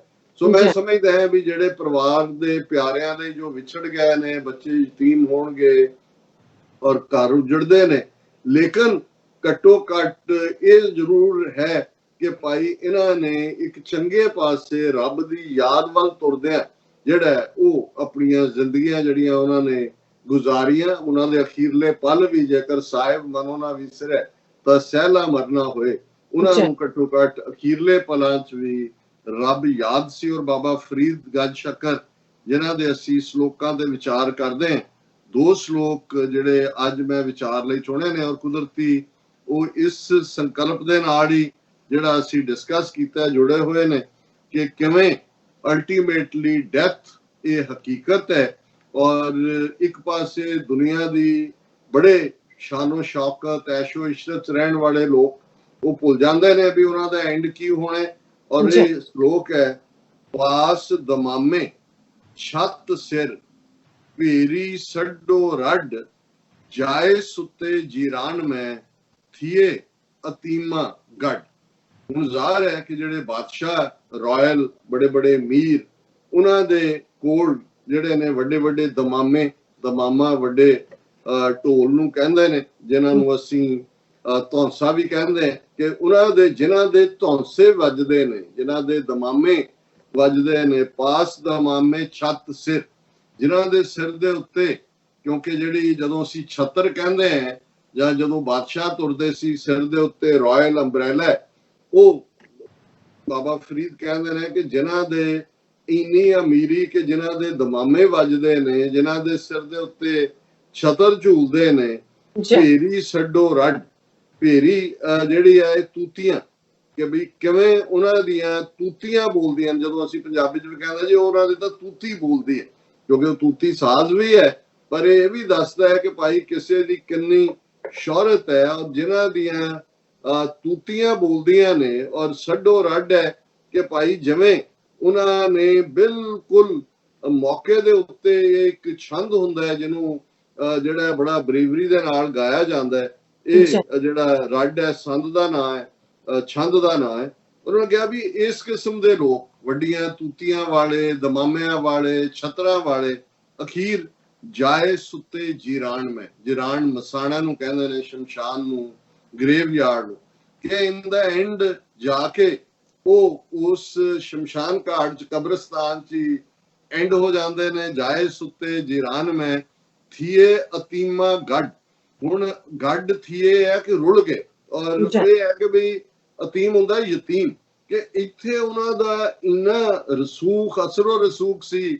ਕਬਰਾਂ ਦੇ ਵਿੱਚ ਜਾ ਕੇ ਜਾਂ ਸ਼ਮਸ਼ਾਨ ਚ ਜਾ ਕੇ ਤਾਂ ਕਿਸੇ ਦੀ ਸਭ ਬਰਾਬਰ ਹੁੰਦੇ ਨੇ, ਕਿ ਉੱਥੇ ਉਹਨਾਂ ਦੀ ਉਹ ਸ਼ਾਨੋ ਸ਼ੌਕਤ ਕਿੱਥੇ ਗਈ। ਜਿਵੇਂ ਉਹ ਸਿਕੰਦਰ ਦੀ ਮਾਂ ਜਦੋਂ ਰੋਂਦੀ ਹੈ, ਤੇ ਉਸ ਬਾਰੇ ਕਿਸੇ ਸਾਡੇ ਉਸ ਖਿੱਤੇ ਦੇ ਸ਼ਾਇਰ ਨੇ ਕਿਹਾ ਸੀ ਕਿ ਉਹ ਸਿਕੰਦਰ ਸਿਕੰਦਰ ਕਰ ਰਹੀ ਹੈ, ਤੇ ਉਦੋਂ ਕਬਰਾਂ ਚੋਂ ਆਵਾਜ਼ ਆਈ, ਇੱਥੇ ਕਈ ਸਿਕੰਦਰ ਮੋਏ, ਰੋਂਦੀ ਹੈ ਕਿਹੜੇ ਕਿਹੜੇ ਨੂੰ। ਇੱਥੇ ਜਿਹੜੇ ਨੇ ਉਹ ਹਰ ਮਾਂ ਦਾ ਸਿਕੰਦਰ ਇੱਥੇ ਆਇਆ ਹੋਇਆ, ਤੂੰ ਕਿਹੜੇ ਸਿਕੰਦਰ ਨੂੰ ਰੋ ਰਹੀ। ਇਸ ਜ਼ਾਹਰ ਹੈ ਕਿ ਬਾਬਾ ਫਰੀਦ ਇਹ ਹਕੀਕਤ ਦੱਸ ਰਹੇ ਨੇ ਕਿ ਅਲਟੀਮੇਟਲੀ ਇੱਥੇ ਆ ਕੇ ਸਾਰੇ ਮਾਹਿਟਰ ਹੋ ਜਾਂਦੇ ਨੇ, ਯਤੀਮ ਹੋ ਜਾਂਦੇ ਨੇ, ਔਰ ਇੱਥੋਂ ਦੀ ਖਾਕ ਦਾ ਹੀ ਹਿੱਸਾ ਬਣ ਜਾਂਦੇ ਨੇ।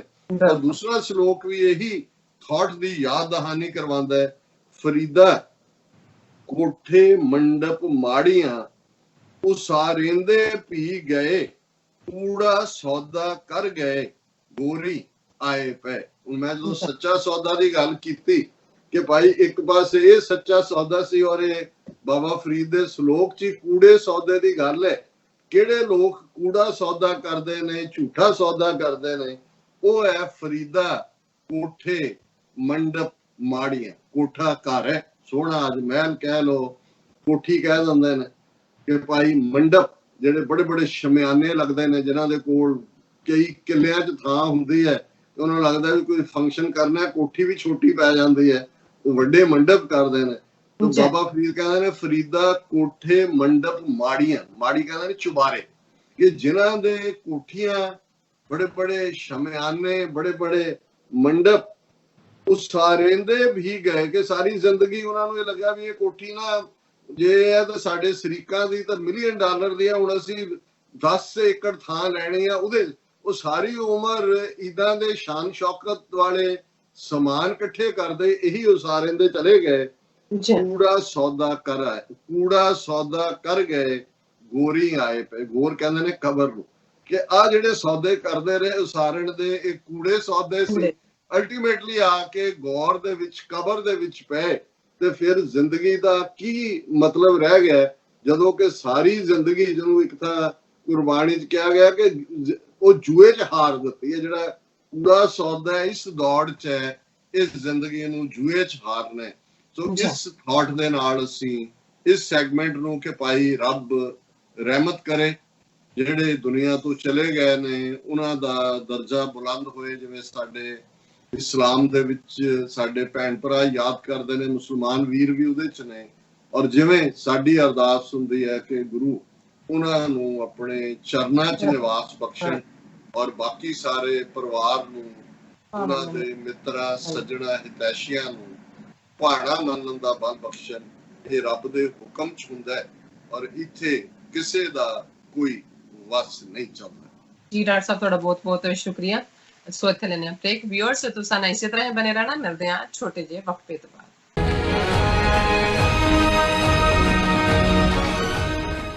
2020 ਦੀ ਜਨਗਣਨਾ ਯੂਨਾਈਟਿਡ ਸਟੇਟ ਵਿੱਚ ਰਹਿੰਦੇ ਹਰ ਇੱਕ ਵਿਅਕਤੀ ਦੀ ਇੱਕ ਗਿਣਤੀ ਹੈ। 2020 ਜਨਗਣਨਾ ਬਹੁਤ ਮਹੱਤਵਪੂਰਨ ਹੈ ਅਤੇ ਗਾਈਡ ਕਰੋ ਕਿ ਕਿਵੇਂ ਪ੍ਰਤੀ ਸਾਲ $675 ਬਿਲੀਅਨ ਤੋਂ ਵੱਧ ਸੰਘੀ ਫੰਡਿੰਗ ਸਮੁਦਾਇਆਂ ਵਿੱਚ ਖਰਚ ਕੀਤੀ ਜਾਂਦੀ ਹੈ। ਤੁਸੀਂ ਇੱਕ ਕੰਪਿਊਟਰ, ਟੈਬਲੇਟ ਜਾਂ ਮੋਬਾਈਲ ਫੋਨ ਤੋਂ ਦਿਨ ਵਿੱਚ 24 ਘੰਟੇ ਆਨਲਾਈਨ ਜਵਾਬ ਦੇ ਸਕਦੇ ਹੋ। ਤੁਹਾਡੀ ਜਾਣਕਾਰੀ ਗੁਪਤ ਹੈ। ਆਪਣੇ ਆਪ ਨੂੰ ਸਿੱਖਾਂ ਵਜੋਂ ਕਾਊਂਟ ਕਰਨ ਵਾਸਤੇ ਆਪਾਂ ਸੈਕਸ਼ਨ 9 ਦੇ ਵਿੱਚ ਜਦ ਜਾਵਾਂਗੇ, ਉੱਥੇ ਸਮ ਅਦਰ ਰੇਸ ਦੇ ਵਿੱਚ ਆਪਾਂ ਸਹੀ ਦਾ ਨਿਸ਼ਾਨ ਲਗਾਵਾਂਗੇ ਤੇ ਉਸ ਦੇ ਵਿੱਚ ਸਿੱਖ ਲਿਖਾਂਗੇ ਜਾਂ ਟਾਈਪ ਕਰਾਂਗੇ। ਇਸ ਦੇ ਨਾਲ ਸਾਡੀ ਸਿੱਖਾਂ ਵਜੋਂ ਇੱਕ ਅਲੱਗ ਪਹਿਚਾਨ ਸੈਂਸਸ 2020 ਦੇ ਵਿੱਚ ਹੋ ਜਾਵੇਗੀ। ਸੋ ਯੂਨਾਈਟਿਡ ਸਿੱਖ ਵੱਲੋਂ ਅਸੀਂ ਸਾਰਿਆਂ ਨੂੰ ਬੇਨਤੀ ਕਰਦੇ ਹਾਂ ਕਿ ਇਸ ਮਰਦਮਸ਼ੁਮਾਰੀ ਦੇ ਵਿੱਚ ਆਪਣੇ ਘਰ ਦੇ ਹਰ ਇੱਕ ਜੀ ਦੀ ਗਿਣਤੀ ਕਰਵਾਓ। ਬਹੁਤ ਬਹੁਤ ਧੰਨਵਾਦ ਜੀ। ਕੀ ਤੁਸੀਂ ਰੋਜ਼ਾਨਾ ਕੰਮ ਤੇ ਆਪਣਾ ਵਧੇਰੇ ਸਮਾਂ ਬਿਤਾਉਣ ਤੋਂ ਪਰੇਸ਼ਾਨ ਹੋ? ਆਪਣੀ ਪੂੰਜੀ ਨੂੰ ਕੰਮ ਤੇ ਲਗਾਓ, ਸਾਡੇ ਨਾਲ ਇਨਵੈਸਟ ਕਰੋ। ਅਸੀਂ ਤੁਹਾਡੀ ਪੂੰਜੀ ਤੋਂ ਤੁਹਾਡੇ ਲਈ ਵਧੇਰੇ ਪੈਸੇ ਬਣਾ ਸਕਦੇ ਹਾਂ। ਅਸੀਂ ਪ੍ਰਾਈਵੇਟ ਇਕੁਇਟੀ ਇਨਵੈਸਟਮੈਂਟ ਫਰਮ ਹਾਂ ਤੇ ਕਮਰਸ਼ੀਅਲ ਰੀਅਲ ਏਸਟੇਟ ਵਿੱਚ ਮਾਹਿਰ ਹਾਂ। Property management, leasing, asset management, commercial real estate investment ਵਿੱਚ ਸਾਰੀਆਂ ਸੇਵਾਵਾਂ ਲਈ ਅਮਰੀਕਾ ਭਰ ਵਿੱਚੋਂ ਤੁਸੀਂ ਸਾਡੇ ਤੱਕ ਪਹੁੰਚ ਕਰ ਸਕਦੇ ਹੋ। ਆਜ਼ਾਦ ਕਮਰਸ਼ੀਅਲ ਰੀਅਲਟੀ ਸਰਵਿਸਿਜ਼ ਤੇ Azad family trust, 701 North Post Oak Road, suite number 204, Houston, Texas. ਤੁਸੀਂ ਸਾਨੂੰ ਸਾਡੇ ਫੋਨ ਨੰਬਰ 7136861277 ਤੇ ਵੀ ਸੰਪਰਕ ਕਰ ਸਕਦੇ ਹੋ। Azad commercial realty services.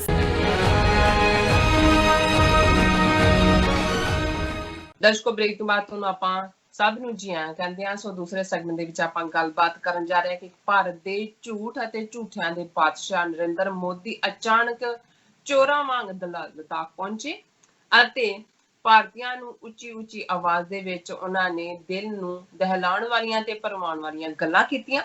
ਅਸੀਂ ਮੋਦੀ ਦੇ ਭਾਸ਼ਣ ਦੀ ਚੀਰ-ਫਾੜ ਕਰਨ ਜਾ ਰਹੇ ਹਾਂ। ਸੋ ਚੀਰ-ਫਾੜ ਕਰਨ ਦਾ ਜੋ ਚਾਕੂ ਹੈ ਉਹ ਅਸੀਂ ਡਾਕਟਰ ਸਾਹਿਬ ਨੂੰ ਫੜਾਉਣ ਜਾ ਰਹੇ ਹਾਂ। ਸੋ ਇਸ ਦੇ ਨਾਲ ਹੀ ਆਪਾਂ ਕਰੋਨਾ ਅਪਡੇਟ ਵੀ ਤੁਹਾਡੇ ਨਾਲ ਸਾਂਝੀ ਕਰਾਂਗੇ। ਸੋ ਅਸੀਂ ਚਾਹਾਂਗੇ ਕਿ ਤੁਸੀਂ ਸਾਡੇ ਨਾਲ ਇਸੇ ਤਰ੍ਹਾਂ ਹੀ ਬਣੇ ਰਹਿਣਾ। ਦੇਖਣ ਸੁਣਨ ਲਈ ਤੁਹਾਡਾ ਸਭ ਦਾ ਬਹੁਤ ਬਹੁਤ ਸ਼ੁਕਰੀਆ ਜੀ। ਡਾਕਟਰ ਸਾਹਿਬ ਕੀ ਕਹਿਣਾ ਚਾਹੋਗੇ? ਵੈਸੇ ਤੁਹਾਡੀ ਸ਼ੁਰੂਆਤ ਅੱਜ ਬਹੁਤ ਵਧੀਆ ਹੈ ਕਿ ਇੱਕ ਕੱਲਾ ਝੂਠਾ ਨਹੀਂ, ਝੂਠਿਆਂ ਦਾ ਬਾਦਸ਼ਾਹ ਜੀ, ਔਰ ਸੁਣਾ ਵੀ ਉਹਨਾਂ ਲੋਕਾਂ ਨੂੰ ਰਿਹਾ ਜਿਹੜੇ 130 ਮਿਲੀਅਨ ਲੋਕਾਂ ਨੂੰ, ਜਿਹੜਾ 130 ਕਰੋੜ ਲੋਕਾਂ ਨੂੰ ਝੂਠ ਦੇ ਉੱਤੇ ਜਿਉਣ ਦਾ ਜਿਸ ਨੇ ਹਾਜਤ ਬਣਾ ਦਿੱਤੀ ਹੋਈ ਹੈ, ਉਹ ਵੀ ਜਿਹੜੇ ਨੇ ਉਸ ਝੂਠ ਨੂੰ ਬੱਲੇ ਬੱਲੇ ਵਾਹ ਵਾਹ। ਔਰ ਅਜੇ ਤਾਂ ਕਿਉਂਕਿ ਬਹੁਤਿਆਂ ਦੇ ਐਨਾਲਿਸਿਸ ਨਹੀਂ ਸ਼ੁਰੂ ਹੋਏ, ਪਰ ਜਿੰਨੇ ਮੈਂ 2-3 ਦੇਖੇ, ਇੱਕ ਸਾਬਕਾ ਐਮਬੈਸਡਰ ਕੋਈ ਹੋਰ ਹੈ, ਉਹ ਕਹਿ ਰਿਹਾ ਬਸ ਹੁਣ ਇੰਨੀ ਬੱਲੇ ਬੱਲੇ ਹੋ ਗਈ ਹੈ ਕਿ ਹੁਣ ਭਾਰਤ ਨੂੰ ਇਹ ਮੂਵ ਚਲਾਉਣਾ ਚਾਹੀਦਾ ਹੈ ਕਿ ਵੀ ਚਾਈਨਾ ਨੂੰ ਯੂਨਾਈਟਿਡ ਨੇਸ਼ਨ ਸਿਕਿਉਰਿਟੀ ਕਾਉਂਸਲ ਦੀ ਮੈਂਬਰਸ਼ਿਪ ਚੋਂ ਵੀ ਕੱਢੋ। ਔਰ ਭਾਰਤ ਜਿਹੜਾ ਇੰਨੀ ਵੱਡੀ ਤਾਕਤ ਬਣ ਗਿਆ ਕਿ ਭਾਰਤ ਨੂੰ ਸਿਕਿਉਰਿਟੀ ਕਾਉਂਸਲ ਦਾ ਜਿਹੜਾ ਉਹ ਮੈਂਬਰ ਬਣਾਓ। ਨਾਲ ਹੀ ਉਹ ਕਹਿ ਰਿਹਾ ਜੀ ਹੁਣ ਜਿਹੜਾ ਇਸ ਸਾਲ ਦੇ ਐਂਡ ਤੱਕ ਉੱਥੇ ਹਾਲਾਤ ਚੀਨ ਚ ਉਹ ਬਣ ਗਏ ਨੇ, ਬਣ ਜਾਣੇ ਨੇ ਅੱਗੋਂ ਕਿ ਸ਼ੀ ਜਿਨਪਿੰਗ ਵੀ ਮੈਡੀਕਲ ਗਰਾਊਂਡ ਦੇ ਉੱਤੇ ਆਪਣੇ ਆਪ ਨੂੰ ਰਿਟਾਇਰ ਕਰੇਗਾ ਔਰ ਭਾਰਤ ਬਹੁਤ ਵੱਡੀ ਤਾਕਤ ਦੁਨੀਆ ਦੀ ਬਣ ਕੇ ਉੱਭਰ ਰਿਹਾ। ਹੁਣ ਜ਼ਾਹਰ ਹੈ ਕਿ ਵੀ ਅਸੀਂ ਇਹ ਜਿਹੜਾ ਸਟੈਂਡ ਆਫ ਜਿਹੜਾ ਸਿੱਧਾ ਸਿੱਧਾ ਹੈ ਡਾਂਗਾਂ ਦੇ ਨਾਲ, ਸੋਟਿਆਂ ਦੇ ਨਾਲ, ਇਹ ਤਾਂ ਜਿਹੜਾ ਹੈ ਉਹ 14 ਤੇ 15 ਦੀ ਜਾਂ 15 ਜਾਂ 16 ਜੂਨ ਦੀ ਰਾਤ ਦੇ ਵਿਚਕਾਰ ਹੁੰਦਾ ਹੈ। ਪਰ ਸਿੱਧਾ ਸਟੈਂਡ ਆਫ 9 ਹਫ਼ਤੇ ਤੋਂ ਹੈ, ਆਮੋ ਸਾਹਮਣੇ, eyeball to eyeball and toe to toe ਜਿਹਨੂੰ ਕਹਿੰਦੇ ਨੇ। ਔਰ ਇਸ ਸਾਰੇ ਦੌਰਾਨ ਜਦੋਂ ਦਾ ਇਹ ਜੂਨ ਦਾ ਵਿੱਚ ਇਹ ਡਾਇਰੈਕਟ ਟੱਕਰ ਵੀ ਹੁੰਦੀ ਹੈ, ਮੋਦੀ ਕਿਤੇ ਲੱਭਦਾ ਵੀ ਨਹੀਂ ਹੈ, ਜਿਵੇਂ ਕਿਸੇ ਨੇ ਕਬਰ ਚ ਵਾੜ ਦਿੱਤਾ ਹੋਏ। ਫਿਰ ਜਦੋਂ ਨਿਕਲਦਾ ਹੈ 3 ਵਾਰ ਐਡਰੈਸ ਕਰਦਾ ਹੈ ਮੁਲਕ ਨੂੰ ਅੱਡ-ਅੱਡ ਮੌਕਿਆਂ ਦੇ ਉੱਤੇ, ਤੇ ਚੀਨ ਲਫ਼ਜ਼ ਉਹਦੇ ਮੂੰਹ ਤੇ ਹੀ ਨਹੀਂ ਆਉਂਦਾ। ਔਰ ਨਾਲ ਦੀ ਨਾਲ ਇਹ ਮੰਨਦਾ ਕਿ ਵੀ ਨਾ ਉਹ ਸਾਡੀ ਜ਼ਮੀਨ ਚ ਆਏ, ਨਾ ਉਹਨਾਂ ਨੇ ਕੋਈ ਚੌਂਕੀ ਲਈ, ਨਾ ਕੋਈ ਉਹਨਾਂ ਦਾ ਹੈ। ਹੁਣ ਇੱਕ ਆਮ ਬੰਦਾ ਜਿਹਦੇ ਲਈ ਕੋਈ ਕਦੇ ਕਿਸੇ ਜ਼ਮਾਨੇ ਦਾ ਲਫ਼ਜ਼ ਰਾਕਟ ਸਾਇੰਸ ਇਸਤੇਮਾਲ ਹੁੰਦਾ ਸੀ, ਅੱਜ ਤੁਸੀਂ ਸਪੇਸ ਸਾਇੰਸ ਕਹਿ ਲਓ, ਕਿਉਂਕਿ ਸਪੇਸ ਜਿਹੜਾ ਹੈ ਉਹ ਰਾਕਟ ਤੋਂ ਅੱਗੇ ਸਪੇਸ ਸਾਇੰਸ ਲੰਘ ਗਈ। ਕਿ ਇੱਕ ਆਮ ਬੰਦਾ ਵੀ ਸਮਝ ਸਕਦਾ ਹੈ ਵੀ ਜੇ ਕੋਈ ਕਿਸੇ ਨੇ ਤੁਹਾਡੀ ਥਾਂ ਹੀ ਨਹੀਂ ਲਈ, ਤੁਹਾਡੇ ਆਇਆ ਹੀ ਨਹੀਂ, ਤੇ ਫਿਰ ਰੌਲਾ ਕਿਸ ਗੱਲ ਦਾ ਹੈ? ਹੁਣ ਇੱਕ ਪਾਸੇ ਮੋਦੀ ਚੋਰਾਂ ਦੀ ਤਰ੍ਹਾਂ ਜਿਹੜਾ ਹੈ ਸਨੀਕ ਕਰਕੇ ਉੱਥੇ ਪਹੁੰਚਦਾ ਹੈ ਲਦਾਖ ਦੇ ਵਿੱਚ, ਔਰ ਕਿਸੇ ਨੂੰ ਕੋਈ ਖਬਰ ਨਹੀਂ ਹੈ। ਚੀਨ ਨੂੰ ਜ਼ਰੂਰ ਹੋਏਗੀ ਔਰ ਚੀਨ ਨੇ ਲਿਹਾਜ਼ ਕਰ ਲਿਆ ਹੋਣਾ, ਨਹੀਂ ਤਾਂ ਉਹਨਾਂ ਨੇ ਉਹੀ ਚਿਪ ਰਾਹੀਂ ਉਹਨੂੰ ਘੜੀਸ ਕੇ ਗਲਵਾਨ ਵੈਲੀ ਦੇ ਦੂਜੇ ਪਾਸੇ ਖਿੱਚ ਲੈਣਾ ਸੀ। ਹਾਲਾਂ ਉਹ ਲਦਾਖ ਦੇ ਨੇੜੇ ਤੇੜੇ ਜਿਹੜਾ ਹੈ ਉਹ ਰਹਿੰਦਾ ਹੈ। ਔਰ ਇਸ ਸਾਰੇ ਦੇ ਦੌਰਾਨ ਅਸੀਂ ਦੇਖ ਰਹੇ ਹਾਂ ਵੀ ਮੋਦੀ ਨੇ ਜੋ ਕਿਹਾ ਔਨ ਰੈਕਰਡ ਹੈ, ਤੇ ਇਹਨਾਂ ਦਾ ਹੁਣ ਫੋਰਨ ਆਫਿਸ ਜਦੋਂ ਮੋਦੀ ਲਦਾਖ ਦੇ ਵਿੱਚ ਬੈਠਾ ਹੈ, ਉਹ ਜਿੰਨੇ ਬਾਹਰਲੇ ਵੱਡੇ ਮੁਲਕਾਂ ਦੇ ਐਨਵੋਏ ਨੇ, ਐਮਬੈਸਡਰ ਨੇ, ਉਹਨਾਂ ਨੂੰ ਬਰੀਫ ਕਰ ਰਿਹਾ ਕਿ ਜੀ ਸਾਡੀ ਪੋਜੀਸ਼ਨ ਕੀ ਹੈ, ਕੀ ਨਹੀਂ ਹੈ। ਔਰ ਮੋਦੀ ਜਿਹੜਾ ਕਿ ਉਸ ਸਾਰੇ ਡਰਾਮੇ ਦੇ ਲਈ ਜਾਣਿਆ ਜਾਂਦਾ ਹੈ, ਇੱਕ ਜਿਹੜਾ ਸਫਲ ਕਲਾਕਾਰ ਹੁੰਦਾ ਹੈ ਡਰਾਮੇ ਦਾ ਜਾਂ ਨੋਟੰਕੀ ਦੇ ਵਿੱਚ, ਉਹ ਜਿਸ ਕਿਸਮ ਦੇ ਰੋਲ ਦੀ ਲੋੜ ਹੁੰਦੀ ਹੈ ਉਹਨੂੰ ਕਰ ਲੈਂਦਾ ਹੈ। ਦਰਸ਼ਕ ਤਾਂ ਬੈਠੇ ਰੋ ਰਹੇ ਹੁੰਦੇ ਨੇ, ਪਰ ਉਹ ਜਿਹੜਾ ਕਿਉਂਕਿ ਰੋ ਇਸ ਲਈ ਹੁੰਦੇ ਨੇ ਵੀ ਜਿਹੜਾ ਕਲਾਕਾਰ ਹੈ ਉਹ ਰਵਾ ਰਿਹਾ ਹੁੰਦਾ। ਹਾਲਾਂ ਨਾ ਕੁਛ ਕਲਾਕਾਰ ਦਾ ਗਿਆ ਹੁੰਦਾ, ਉਹਨੇ ਰੋਣ ਦੇ ਵੀ ਪੈਸੇ ਲਏ ਹੁੰਦੇ ਨੇ, ਤੇ ਜਿਹੜੇ ਅੰਦਰ ਬੈਠੇ ਹੁੰਦੇ ਨੇ ਦੇਖਣ ਵਾਲੇ ਉਹ ਰੋਣ ਦੇ ਵੀ ਪੈਸੇ ਦੇ ਕੇ ਟਿਕਟ ਲੈ ਕੇ ਆਏ ਹੁੰਦੇ ਨੇ। ਰੋ ਦੋਨੋਂ ਰਹੇ ਹੁੰਦੇ ਨੇ। ਇਹਨੂੰ ਹੀ ਅਸੀਂ ਨੌਟੰਕੀ ਕਹਿੰਦੇ। ਜਿਵੇਂ ਇੱਕ ਪਾਕਿਸਤਾਨ ਦੇ ਵੱਡੇ ਕਲਾਕਾਰ ਮੁਹੰਮਦ ਅਲੀ ਦਾ ਮੈਂ ਪਿਛਲੇ ਦਿਨਾਂ 'ਚ ਕੁਦਰਤੀ ਸਰਚ ਕਰਦਿਆਂ ਦੇਖਿਆ, ਉਹਨਾਂ ਨੂੰ ਕੋਈ ਟ੍ਰਿਬਿਊਟ ਦੇ ਰਿਹਾ ਸੀ ਕਿਸੇ ਇਕੱਠ ਦੇ ਵਿੱਚ, ਤੇ ਉਹ ਜਿਹੜਾ ਸਟੇਜ ਹੈਂਡਲ ਕਰ ਰਹੇ ਨੇ ਸ਼ਾਇਦ ਮਿਸਟਰ ਨਈਮ ਬੁਖਾਰੀ, ਉਹ ਕਹਿਣ ਲੱਗੇ ਜੀ ਇਹਨਾਂ ਨੇ ਫਿਲਮਾਂ ਇੰਨੀਆਂ ਕੀਤੀਆਂ, ਇੰਨੀਆਂ ਥਾਵਾਂ ਤੇ ਉਹਨਾਂ ਨੇ ਦੁਲਹਨ ਦਾ ਘੁੰਗੜ ਚੁੱਕਿਆ, ਜਿਹੜਾ ਵੀ ਰੋਲ ਹੋਏਗਾ, ਇੰਨੀ ਵਾਰ ਉਹ ਰੋਏ। ਔਰ ਕਹਿੰਦੇ ਵੀ ਜਿਹੜੀ ਇਹਨਾਂ ਦੀ ਬਿਊਟੀ ਹੈ ਰੋਣ ਦੀ, ਕਿ ਇਹਨਾਂ ਨੂੰ ਗਲਿਸਰੀਨ ਨਹੀਂ ਲਾਣੀ ਪੈਂਦੀ। ਕਾਸ਼ ਇਹ ਆਰਟ ਸਾਨੂੰ ਵੀ ਦੇ ਦੇਣ, ਸਾਡੇ ਘਰ ਬਚ ਜਾਣ। ਵੀ ਹੁਣ ਘਰ ਵਾਲੀਆਂ ਦੇ ਸਾਹਮਣੇ ਜੇ ਅਸੀਂ ਬਿਨਾਂ ਗਲਿਸਰੀਨ ਤੋਂ ਉੱਥੇ ਲਾ ਨਹੀਂ ਸਕਦੇ, ਹੁਣ ਉੱਥੇ ਤਾਂ ਰੋਣ ਲਈ ਵੀ ਗਲਿਸਰੀਨ ਲਾਈ ਹੁੰਦੀ ਹੈ।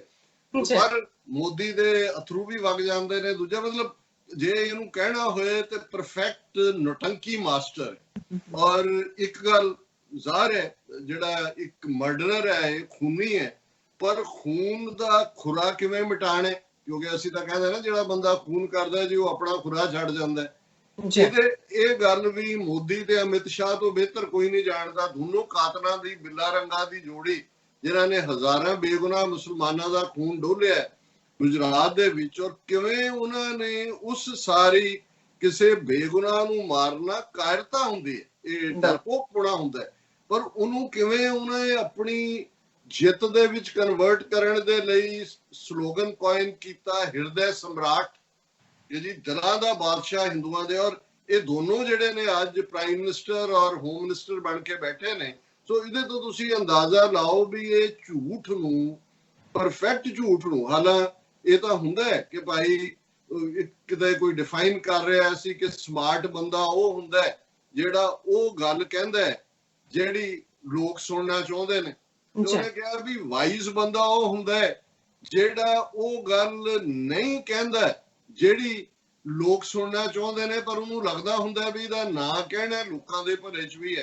ਤੋ ਇਹਦੇ 'ਚ ਜੇ ਕਹਿਣਾ ਹੋਏ, ਜਿਹੜੇ ਗੁੰਡੇ ਹੁੰਦੇ ਨੇ ਉਹ ਸਟਰੀਟ ਸਮਾਰਟ ਹੀ ਹੁੰਦੇ ਨੇ। ਉਹਨਾਂ ਨੂੰ ਪਤਾ ਹੁੰਦਾ ਕਿਸੇ ਹੱਦ ਤੱਕ, ਉਹਨਾਂ ਦਾ ਇੱਕ ਆਪਣਾ ਇਨਫੀਰੀਅਰਿਟੀ ਕੰਪਲੈਕਸ ਹੁੰਦਾ, ਪਰ ਉਹਨਾਂ ਨੂੰ ਪਤਾ ਹੁੰਦਾ ਵੀ ਕਿੱਥੇ ਕਿਹਨੂੰ ਕਿਵੇਂ ਜਰਕਾਣਾ ਤੇ ਕਿੱਥੇ ਜਰਕ ਕੇ ਦੌੜਨਾ। ਹੁਣ ਮੋਦੀ ਦੀ ਇਹ ਲਦਾਖ ਵਿਜ਼ਿਟ, ਜਿਹਨੂੰ ਲੈ ਕੇ 4 ਚਫੇਰੇ ਹੁਣ ਗੁੱਡਾ ਬੰਨਿਆ ਜਾਏਗਾ ਆਉਣ ਵਾਲੇ ਦਿਨਾਂ 'ਚ, ਉਵੇਂ ਹੀ ਹਾਰ ਨੂੰ ਜਿੱਤ 'ਚ ਕਨਵਰਟ ਕਰਨ ਦੀ ਕੋਸ਼ਿਸ਼ ਕੀਤੀ ਜਾਏਗੀ। ਤੁਸੀਂ ਪੁਲਵਾਮਾ ਅਟੈਕ ਤੋਂ ਬਾਅਦ ਇਹਨਾਂ ਦਾ ਸਰਜੀਕਲ ਸਟ੍ਰਾਈਕ ਦੇਖਿਆ, ਜਿਹਦੇ 'ਚੋਂ ਅਭਿਨੰਦਨ ਜਿਹੜਾ ਹੈ ਉਹ ਸਣੇ ਮਿਗ ਦੇ ਉਤਾਰ ਲੈਂਦੇ ਨੇ ਥੱਲੇ, ਉਸ ਦੇ ਜਿਹੜਾ ਉਹਨੂੰ ਵਾਪਸ ਮੋੜਦੇ ਨੇ ਆਪਣੀ ਜਨਰੋਸਿਟੀ ਦਿਖਾ ਕੇ।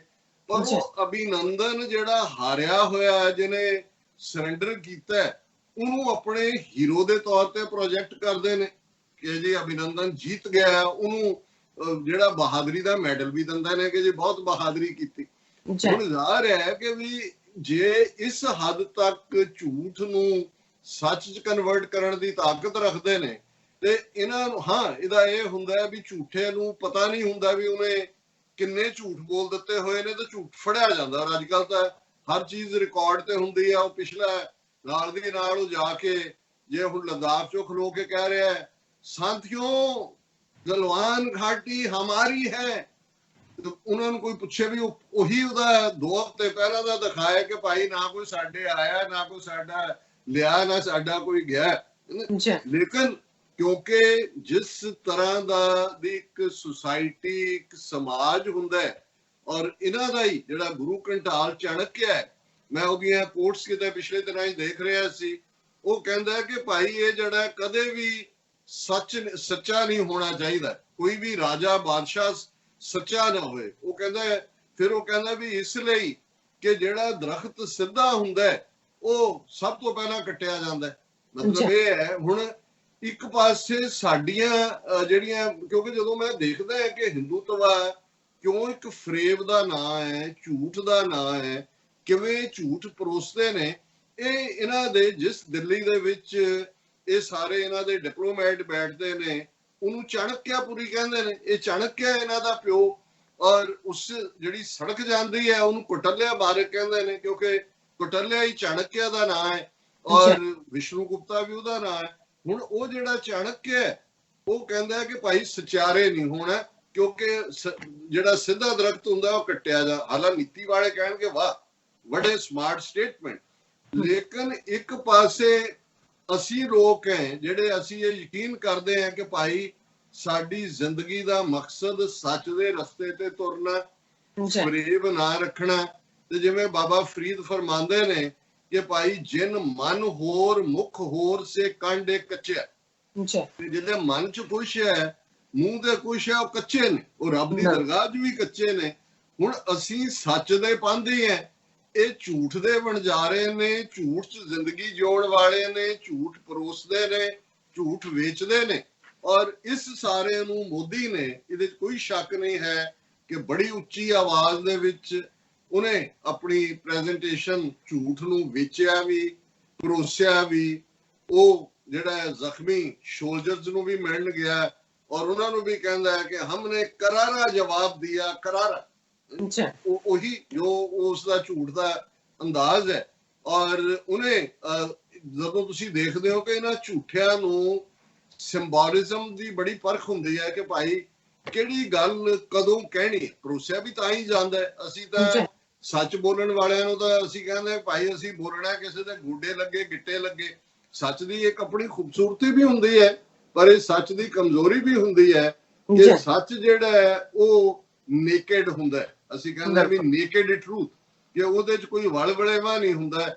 ਤੇ ਜਿੱਥੇ ਜਿਹੜਾ ਵਾਹੀ ਹੈ, ਔਰ ਹੁਣੇ ਜਦੋਂ ਮੋਦੀ ਉੱਥੇ ਪਹੁੰਚਦਾ ਹੈ ਔਰ ਉਹਨੇ ਜਿਹੜੀ 14th ਕੋਰ ਹੈ ਇਹਨਾਂ ਦੀ ਫੌਜ ਦੀ ਦਾ ਉਹ ਹਿੱਸਾ ਜਿਹੜਾ ਇਹਨਾਂ ਨੇ ਕਾਰਗਿਲ ਤੋਂ ਬਾਅਦ 1999 ਚ ਬਣਾਇਆ, ਔਰ ਉਹਨਾਂ ਦਾ ਜਿਹੜਾ ਇਨਸਿਗਨੀਆ ਹੈ ਉਹ 2 ਬਜਰ ਨੇ ਸਾਈਡ ਦੇ ਉੱਤੇ, ਵਿਚਕਾਰ ਜਿਹੜਾ ਉਹ ਸਵਰਡ ਹੈ, ਤਲਵਾਰ ਹੈ, ਔਰ ਬਜਰ ਤੁਸੀਂ ਥੰਡਰ ਬੋਲਟ ਨੂੰ ਕਹਿੰਦੇ ਹੋ। ਔਰ ਇਸ ਦਾ ਜਿਹੜਾ ਸਿੰਬੋਲਿਜ਼ਮ ਵਜਰ ਦਾ ਹੈ ਉਹ ਹਿੰਦੂਆਂ ਦੇ ਵਿੱਚ ਵੀ, ਜਦੋਂ ਈਵਨ ਕਿਸੇ ਦਾ ਬਹੁਤ ਡੈਮੇਜ ਹੋਏ ਕਹਿੰਦੇ ਜੀ ਵਜਰਪਾਤ ਹੁਆ। ਔਰ ਸਮਹਾਉ ਬੁੱਧ ਧਰਮ ਦੇ ਵਿੱਚ ਵੀ, ਹੁਣ ਲਦਾਖ ਬੁੱਧਿਸਟ ਰੀਜਨ ਵੀ ਹੈ, ਉੱਥੇ ਪ੍ਰੋਮੀਨੈਂਟ ਧਰਮ ਬੁੱਧ ਧਰਮ ਹੈ ਇਸਲਾਮ ਤੋਂ ਬਾਅਦ। ਔਰ ਮੋਦੀ ਨੇ ਚੇਚਾ ਜਿਹੜੀ 14th ਕੋਰ ਦੀ ਕੈਪ ਹੈ ਉਹ ਪਾਈ ਹੋਈ ਹੈ, ਔਰ ਉਹ ਆਪਣੀ ਪ੍ਰੈਜ਼ੈਂਟੇਸ਼ਨ ਚ ਵੀ ਜਦੋਂ ਤਾਂ ਮੇਨ ਸਟ੍ਰੀਮ ਚ ਆਣਾ ਹੁੰਦਾ ਹੈ, ਫਿਰ ਸਿੱਖੋਂ ਕਾ ਸ਼ੌर्य, ਗੁਰੂ ਗੋਬਿੰਦ ਸਿੰਘ ਕੀ ਬਾਤ, ਇਵੇਂ ਕਰਨਗੇ। ਉੱਥੇ ਉਹਨੂੰ ਨਾ ਸਿੱਖ ਨਜ਼ਰ ਆਏ ਨਾ ਕੋ। ਹਾਂ, ਉਹਨੇ ਇਸ ਗੱਲ ਨੂੰ ਯਕੀਨੀ ਬਣਾਇਆ ਕਿ ਇਹ ਜਿਹੜੀ 14th ਜਿਹੜੀ ਇਹ ਕੋਰ ਹੈ ਉਹਨੂੰ ਟ੍ਰਿਬਿਊਟ ਦਿੰਦੇ ਆ। ਬੁੱਧ ਦਾ ਜ਼ਿਕਰ ਵੀ ਕੀਤਾ और वजर दे नाल फिर कृष्ण भी विच ले आए। देखो जी, उनके पास बंसरी भी है, उनके पास सुदर्शन चक्र भी है, जिहदा कोई सेंस नहीं बनदी। और जिहड़ा झूठ तुसीं देखना उन्होंने कहा, और ये जिहड़े ने असीं इस धरती दे पुत्तर हज़ारां सालां तो जिहड़ा वो हमलावरां दे नाल टकरांदे रहे हैं, असीं अपने आप नूं कदे झुकाया नहीं। पिछला तो छड़ दो 6000 साल आर्यन कदों आए ते स्कीथियन कदों आए ते सेंट्रल एशियन ट्राइब, तुसी पिछला 1200 साल ही कढ़ लो, 200 साल अंग्रेजां दा है। और जे ईवन महमूद गजनवी तो ही शुरू कर लईए, उसको भी पहला हला मुहम्मद बिन कासिम तो शुरू करिए, ते जिन्हां ने 1200 साल जुत्तियां खादियां होण और कोई वड्डी सोफिस्टिकेट आर्मी तो नहीं, ਜਿਹੜਾ ਮਰਜ਼ੀ ਅਫਗਾਨਿਸਤਾਨ ਚੋਂ ਕੁਝ 100 ਜਾਂ ਕੁਝ 1000 ਆਜੜੀ ਇਕੱਠੇ ਕਰਦਾ ਸੀ, ਉਹ ਜਿਹੜਾ ਆ ਕੇ ਜਿਹੜਾ ਉਹ ਪੈ ਜਾਂਦਾ ਸੀ। ਔਰ ਇਹ ਜਿਹੜੇ ਨੇ ਇਹ ਉਹਦੇ ਅੱਗੇ ਸਿਰ ਝੁਕਾਉਂਦੇ ਚਲੇ ਜਾਂਦੇ ਸੀ ਕਿ ਭਾਈ ਕੋਈ ਨਹੀਂ ਹੈ। ਔਰ ਇਹਨਾਂ ਨੇ ਮੰਨਿਆ ਹੋਇਆ ਸੀ ਕਿ ਸਾਡੀ ਪ੍ਰਲਬਧ ਹੈ ਗੁਲਾਮੀ ਨੂੰ ਕਬੂਲਣਾ। ਜਿਨ੍ਹਾਂ ਨੇ 1200 ਸਾਲ 1200 ਇਅਰਸ 200 ਸਾਲ ਅੰਗਰੇਜ਼ਾਂ ਦੇ ਗੁਲਾਮੀ ਕਬੂਲੀ ਹੋਏ। ਅਲਾਉਦੀਨ ਖਿਲਜੀ 12 ਸਿਪਾਹੀਆਂ ਦੇ ਨਾਲ ਬੰਗਾਲ ਤੇ ਕਬਜ਼ਾ ਕਰ ਲੈਂਦਾ ਹੈ।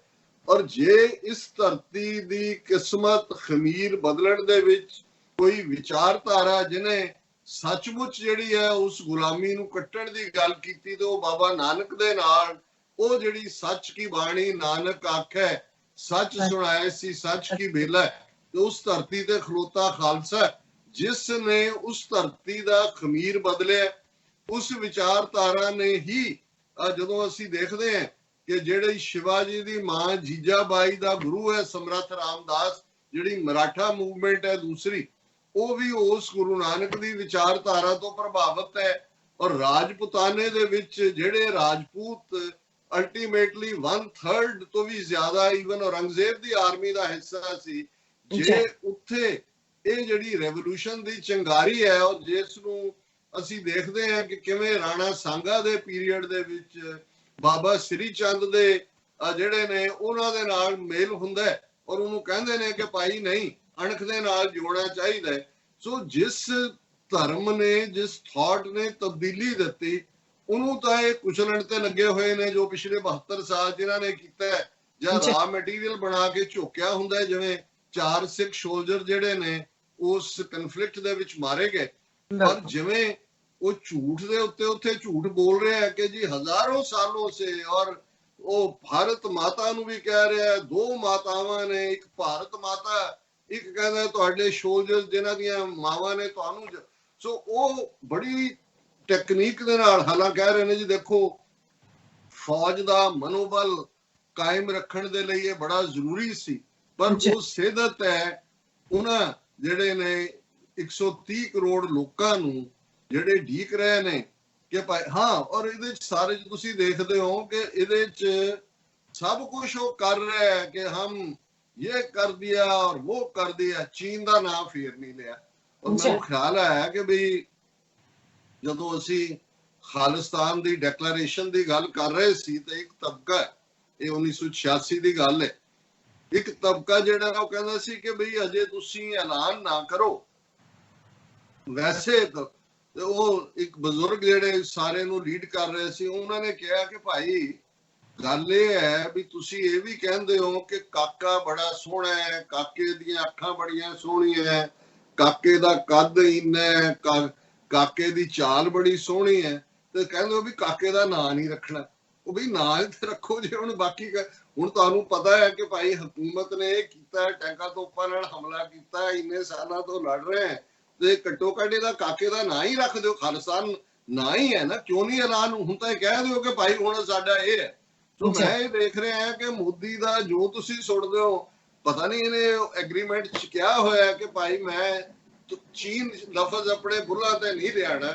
ਔਰ ਹੁਣ ਵੀ ਜੇ ਉਹ ਕਹੇਗਾ ਜੀ कि बाकी तो ठीक है, देखो मैं हमने चीन थोड़ा कहा, आपको तो कहा नहीं है, हम तो वो कर रहे थे, उसको बता रहे थे, पाकिस्तान को कह रहे थे, इधर कर रहे थे, उधर कर रहे। जिवें झूठ बोलने लगे यही ਜਿਹੜਾ ਸ਼ੀ ਜਿਨਪਿੰਗ ਦੇ ਨਾਲ ਜਿਹੜੀ ਹੈ ਉਹ ਜੁਆਇੰਟ ਤਕਰੀਰ ਕਰਦੇ ਆ, ਉੱਥੇ ਦਾਵਾ ਕਰ ਰਿਹਾ ਸੀ ਕਿ ਇਹ ਕਿੰਨੇ ਅਸੀਂ ਇਤਿਹਾਸਿਕ ਪਰਸਨੈਲਿਟੀਜ਼, ਉਹ ਹਾਨ ਸਾਂਗ ਜਿਹੜਾ ਉਹਦੇ ਪਿੰਡ ਵੀ ਗਿਆ ਸ਼ੀ ਜਿਨਪਿੰਗ ਦੇ, ਤੇ ਮੇਰੇ ਪਿੰਡ ਵੀ ਆਇਆ, ਕਿਆ ਇਤਿਹਾਸਿਕ ਵਾਕਿਆ ਹੈ, ਮੁਝੇ ਸ਼ੀ ਜਿਨਪਿੰਗ ਨੇ ਬਤਾਇਆ।